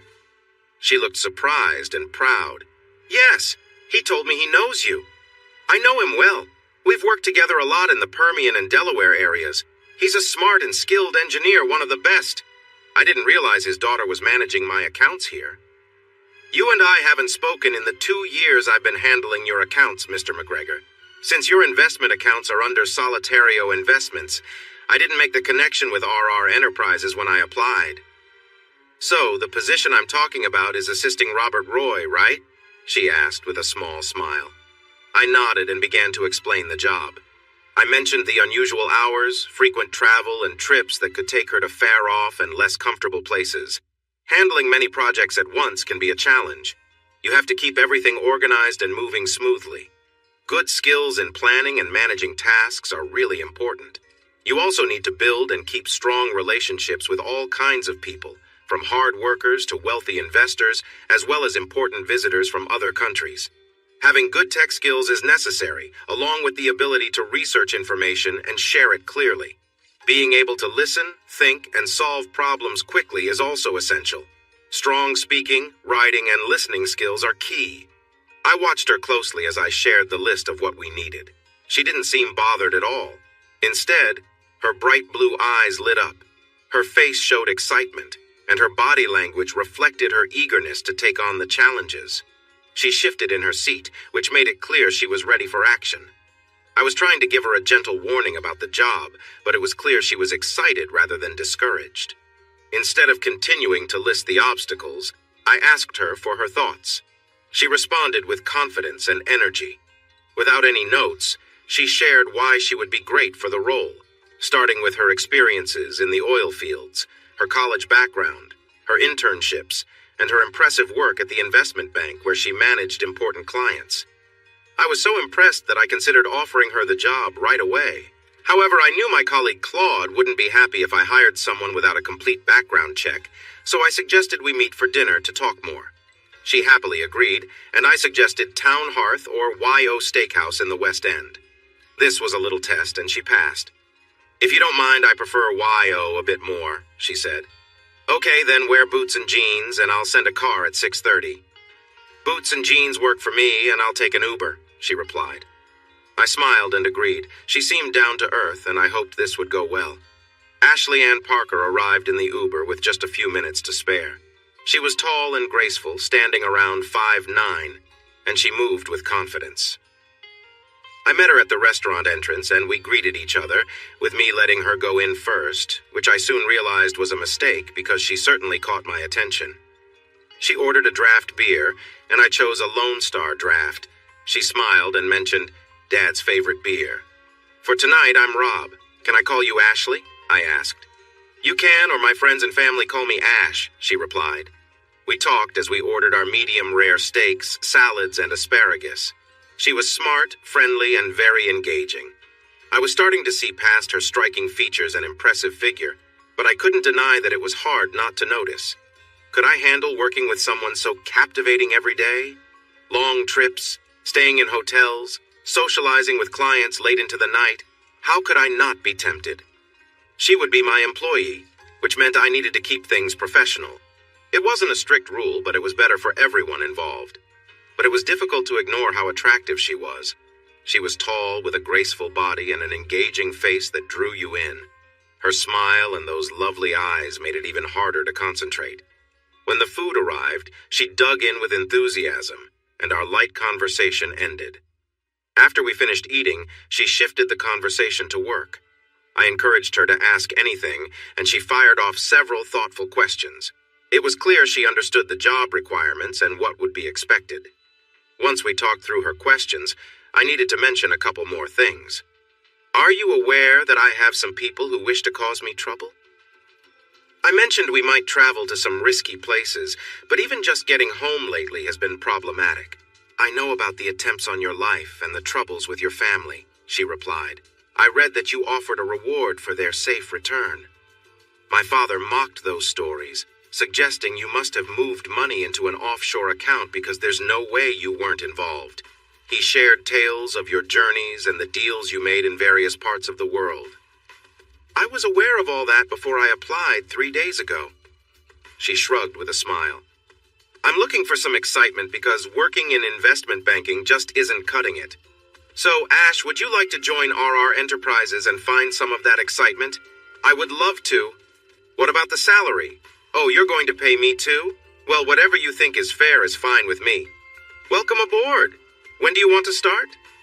"I wish I could start yesterday, but I need 2 weeks to train my replacement." "One more thing. My work involves a lot of strong personalities. You are truly stunning, and we will be around many men who are used to getting their way, particularly with women." She leaned a little closer, touched my knee gently, and with a playful smile said, "I won't use my looks to get ahead, Rob, but I know the impact they can have when necessary." She gave my leg a light squeeze and leaned back, clearly amused by my reaction. Finally, I managed to say, "And I must admit, you could do so effectively." That night, I stayed at the nearby Omni Dallas and flew out first thing in the morning. Claude picked us up at the Blue Mountain Airport and drove us to the Crescent Moon Ranch, where Ron, also known as Gato, was waiting for us. "I hope you found an assistant because it's getting harder to keep up with you," he said. "I did find one. You'll meet her in about 2 weeks. She's the daughter of Ann and Emmett Parker, so I wasn't really worried about her background, but Claude checked and found nothing suspicious." "I hope she's not someone you'll get into trouble with." I sighed. She'll take some getting used to, but she's really smart, which is good for an assistant. Now show me what you want me to buy. It looked great, but it was going to cost too much. I told Ron I couldn't afford it along with the ranch. Claude, how much did his lawyers want? Ron asked. After hearing the number, Ron replied, Do you have that much ready? Yes, if I cash out of some investments, but that's still not close to what the place is worth. He'd have to be crazy. Or in a tough spot, Ron responded. Let's make him a cash offer and see what he thinks. Go for it. You're the agent here. Just let me know how it goes. Want to see the big ranch? He asked, waving the keys. The gate is just down the road from yours. Sure. I have nothing else to do, like managing businesses. We drove around for a while, and I was relieved I didn't have the money to buy it. It had potential, but not much had been done except for some roads and a few cows and goats for tax reasons. Let's head back. I want to be home when the kids get back from school, and I know Felix is ready to pester me first. The kids were happy to see me, even though I was tired and barely had the energy to listen to their stories about their new teachers. The next morning, I noticed something was off when I went to get my coffee. I joined them on the patio. Claude showed us some pictures of your new assistant. Chris, also known as Coyote, said with a smile. Gato thought you said she was ugly, and we wanted to clarify what you meant. I said she'd take some getting used to, not that she was ugly. How do we rate them? Are we using a 10-point scale? Yes, and stop avoiding the question. I'm not sure. Maybe a 12, 13? Oh, wow. I went back for more coffee, and this time Ron was smiling. He held up his phone. Do you have the money ready yet? What? No, why? Because he accepted your offer along with $25,000. Really? We got the crescent moon for that? That's unbelievable. The guy must be very desperate and a little crazy. Crescent moon in the 10 sections, he said with a big smile. What? Now I really think he's lost it. After breakfast, I called my financial advisor. She answered in her professional tone, which still sounded appealing, maybe because I imagined her. Ash, this is Rob. I need quite a bit of money by Friday. Someone is in trouble with the law and is selling some good property quickly that's close by. Good morning, Mr. McGregor. It sounds like you're having another busy day. I wish I could be there. How much do you need? I told her the amount, and she asked if she could call me back in an hour. I agreed and then called her dad. Emmett, this is Rob. How are you? I'm doing well, Rob, and before you ask, my wife is as wonderful as always. I'll let her know you're still waiting for her to kick me out. Hi, Rob, Ann called from the background. Hi, gorgeous. Ready for a younger, healthier guy yet? Well, I might be, Rob, but I don't like sharing my men with my daughter. Is she really going to work for you? That's why I called. I want to make sure you both are okay with it. Honestly, she would be a great fit, but I'll step back if you have any worries. Worries? Emmett laughed. Honestly, I can't trust you around my wife for more than a few minutes, and my sweet, young, innocent daughter wants to work with you for long hours and travel everywhere, huh? Emmett, she's about Rob's age, and she's been married before, Anne added. He laughed and said, just teasing him. I knew he'd be concerned. Of course we don't mind, Rob. This is a huge chance for her, and she's more excited than when I gave her a car for her 16th birthday. Just take good care of my little girl. That's the main reason for my call. You might have heard about some trouble I've been in lately. I could hear Emmett snort and Anne chuckle softly. It seems I've made some enemies I don't even know. I've got teams watching my back, but things still seem to go wrong. Sorry about that, Anne. No need to apologize, Rob. I live with a husband who can't finish a thought without a bit of fuss. The call was quiet for a few seconds before Emmett said, I trust you and your team. Besides, you guys caused quite a stir across 2 countries, and don't try to tell me you weren't involved. Anyway, it seems you've made a good impact on your enemies, and now that troublesome Robert is out of the picture, I bet things will calm down for you. I sighed. I hope you're right about that. Now let me check that neither you nor Anne minds me hiring Ash. Ashley. You heard my husband's strong opinion, and I have to say I agree with what he said about Robert. I want you to know that I'm completely fine with it. She's a smart and ambitious girl, and being around someone like you will help her a lot. Please take good care of her, and let us know if things aren't going well with her as your assistant. She can be a bit much sometimes. A bit much? After meeting her, I'm thinking of making her the CEO and I'll be her assistant. I'm sure everything would be more organized and we'd see better results. Hey, a little change in your life won't hurt, Emmett said with a smile. But don't forget to trust your instincts. You seem to have a knack for knowing things that others don't, even without all the details. So don't let our very organized and research-loving daughter who's focused on her career change that. You might not always get things right, but I believe you have a special skill when it comes to investments. Ann and I wouldn't have this nice ranch and home without your insights, and Ash could go to college for 6 years without debts. Don't let her influence that. With that advice in mind, I shifted my focus to some regular business. I had to find a good opportunity to make up for a risky investment I had just made, so I reached out to my connections. Luckily, I found one, but it was in a bit of an uncertain area of Eastern Europe. A company in the oil industry was planning to explore some untapped pockets of gas in Hungary. For context, orphaned means there are no pipelines nearby, and wet gas is a mix of oil and gas. The upstream part refers to looking for and retrieving the resources, while midstream is about transporting them to factories for processing. Not to get into the political situation in Hungary, but it's led by a group that has a loose grip on power and is friendly with Russia, which makes things a bit unstable. Still, my partners believe it's worth the risk. This deal could bring in a lot of money quickly if I can negotiate an agreement with the government to start the pipeline and drilling work. That will be tricky since some of the work needs to be done with local companies, and some fees will need to be paid for permits, not bribes. Bribes are against the law. If I can negotiate a good deal, I would receive some money up front and a share of the oil and gas produced. That share is where the real income comes from over time, even if it is just a small percentage.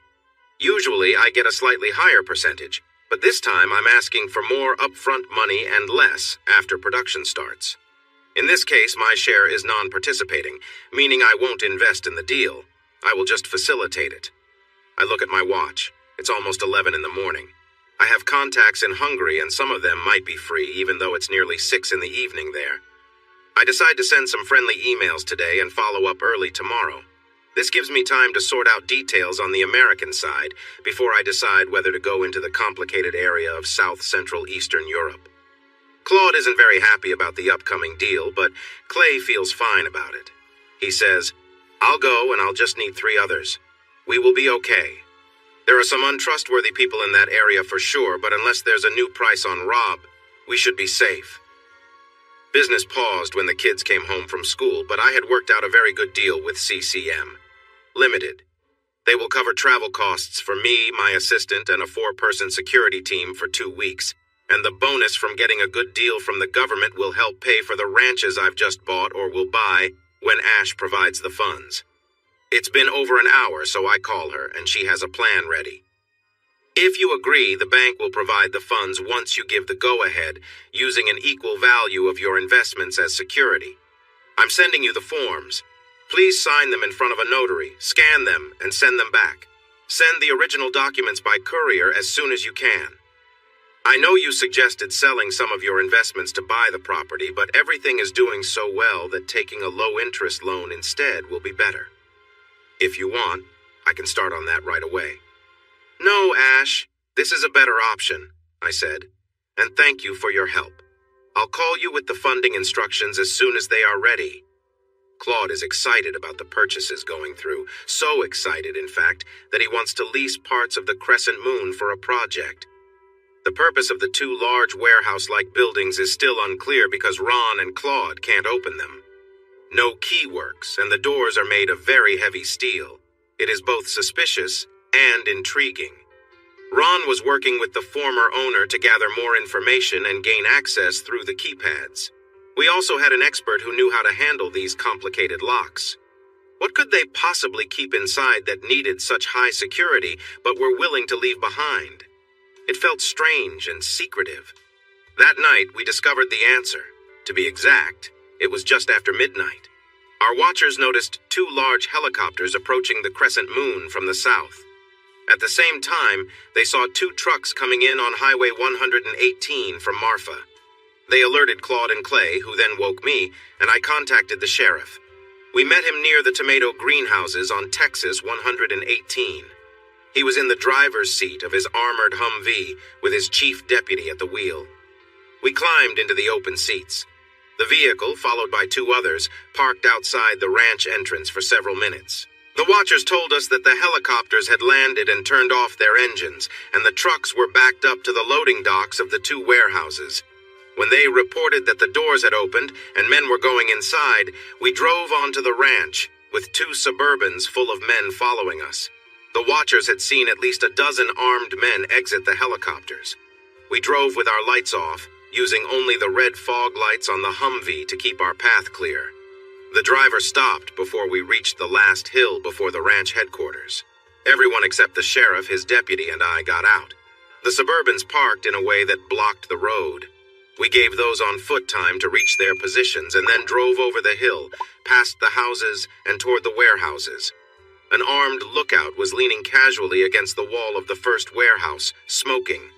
When he finally noticed us, he shouted something and pointed his rifle at the armored Humvee. Armed men rushed out of the warehouse, looked toward him, and started firing. Unfortunately, most of them dashed out the door, stopped, looked around, and ended up exposed while shooting at us. The powerful weapon made quick work of them and of two who tried to get to the truck. Some of our men reached the first warehouse door just after the shooting stopped, while others headed toward the helicopters. We could hear more shots coming from inside the warehouses, but then that too went quiet.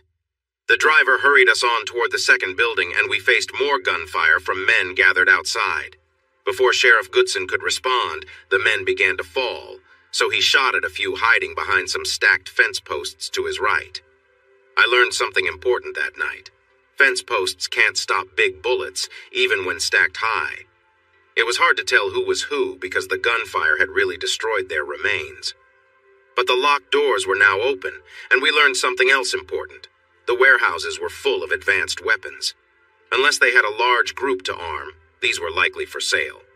We talked about possible buyers, quickly dismissing the obvious drug cartels and gangs, since it made no sense to bring weapons into the U.S. just to sell them to people in Mexico. It was easier to keep and sell them there. Could it be domestic terrorists or some type of militia? There was no way to figure that out with the few clues we had. There were many valuable items here, but the biggest finds were 12 Russian SAM-7S, surface-to-air missiles able to take down anything from a military plane to a passenger jet.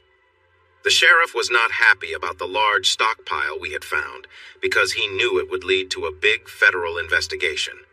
Our lives would change for a while. I called Tom Yonkers and wondered if he ever took a break when he picked up on the second ring. "Sorry to bother you, General, but I really need your advice in person. Could you fly over to my place tomorrow? I'll cover your costs."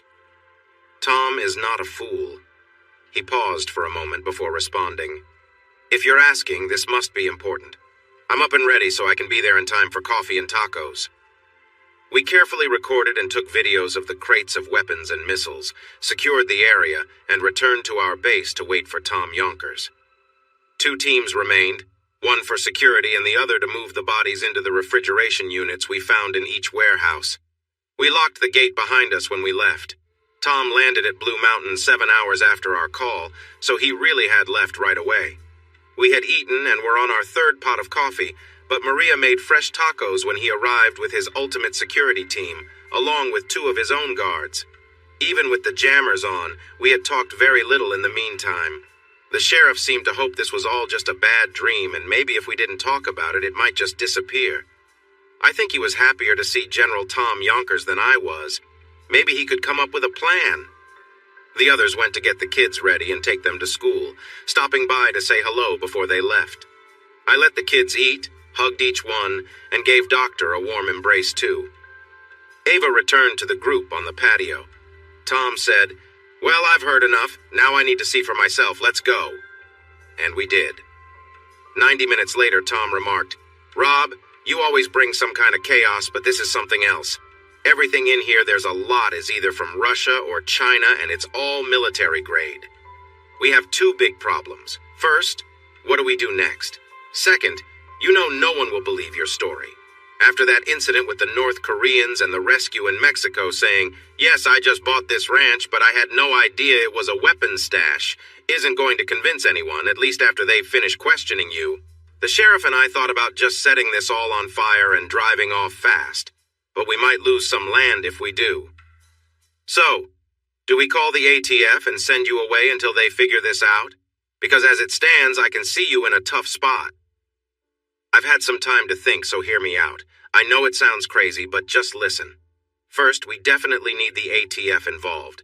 The United States needs to know where this stuff came from, who brought it, how it got here, and where it's headed. Second, I've been to Bolivia and Cuba, and I'd prefer to avoid both. Third, and this is where it gets complicated, they left us the trucks and helicopters meant for transport, but I doubt 2 trucks will be enough. Anyway, let's do what they were planning to do and get it all out of here. I can see 2 trucks being reported as abandoned somewhere near Presidio, Del Rio, or Fort Stockton, with the local police and Border Patrol finding a real surprise, maybe even some evidence of what happened here. I don't want to drive the truck with the missiles, assuming they even fit. I don't really have a plan for them. Using the helicopters seems too risky even at night. We'd likely be seen. So, with this unconventional idea, what do you think? Everyone shook their heads, some with their eyes closed. With a confused look on his face, Tom finally spoke up. It's risky. It's unlikely. It's absurd. But right now, I don't have a better idea. Claude, Clay, can we avoid leaving any traces when we load things? We have the gloves they left. We have forklifts. We might even have hazmat suits we can use. But we have to be careful and can't move too quickly. And who knows who else might be on their way. There are millions of dollars in advanced weapons here, even without counting the missiles. Someone else will want to collect this stuff if these guys don't show up at their meeting point. I guess we have until later tonight since they didn't seem to be in a hurry. Thanks for watching this video. Don't forget to subscribe to Infidelity Plus to stay updated with more captivating tales of infidelity and payback. Turn on notifications so you're the first to see our latest content.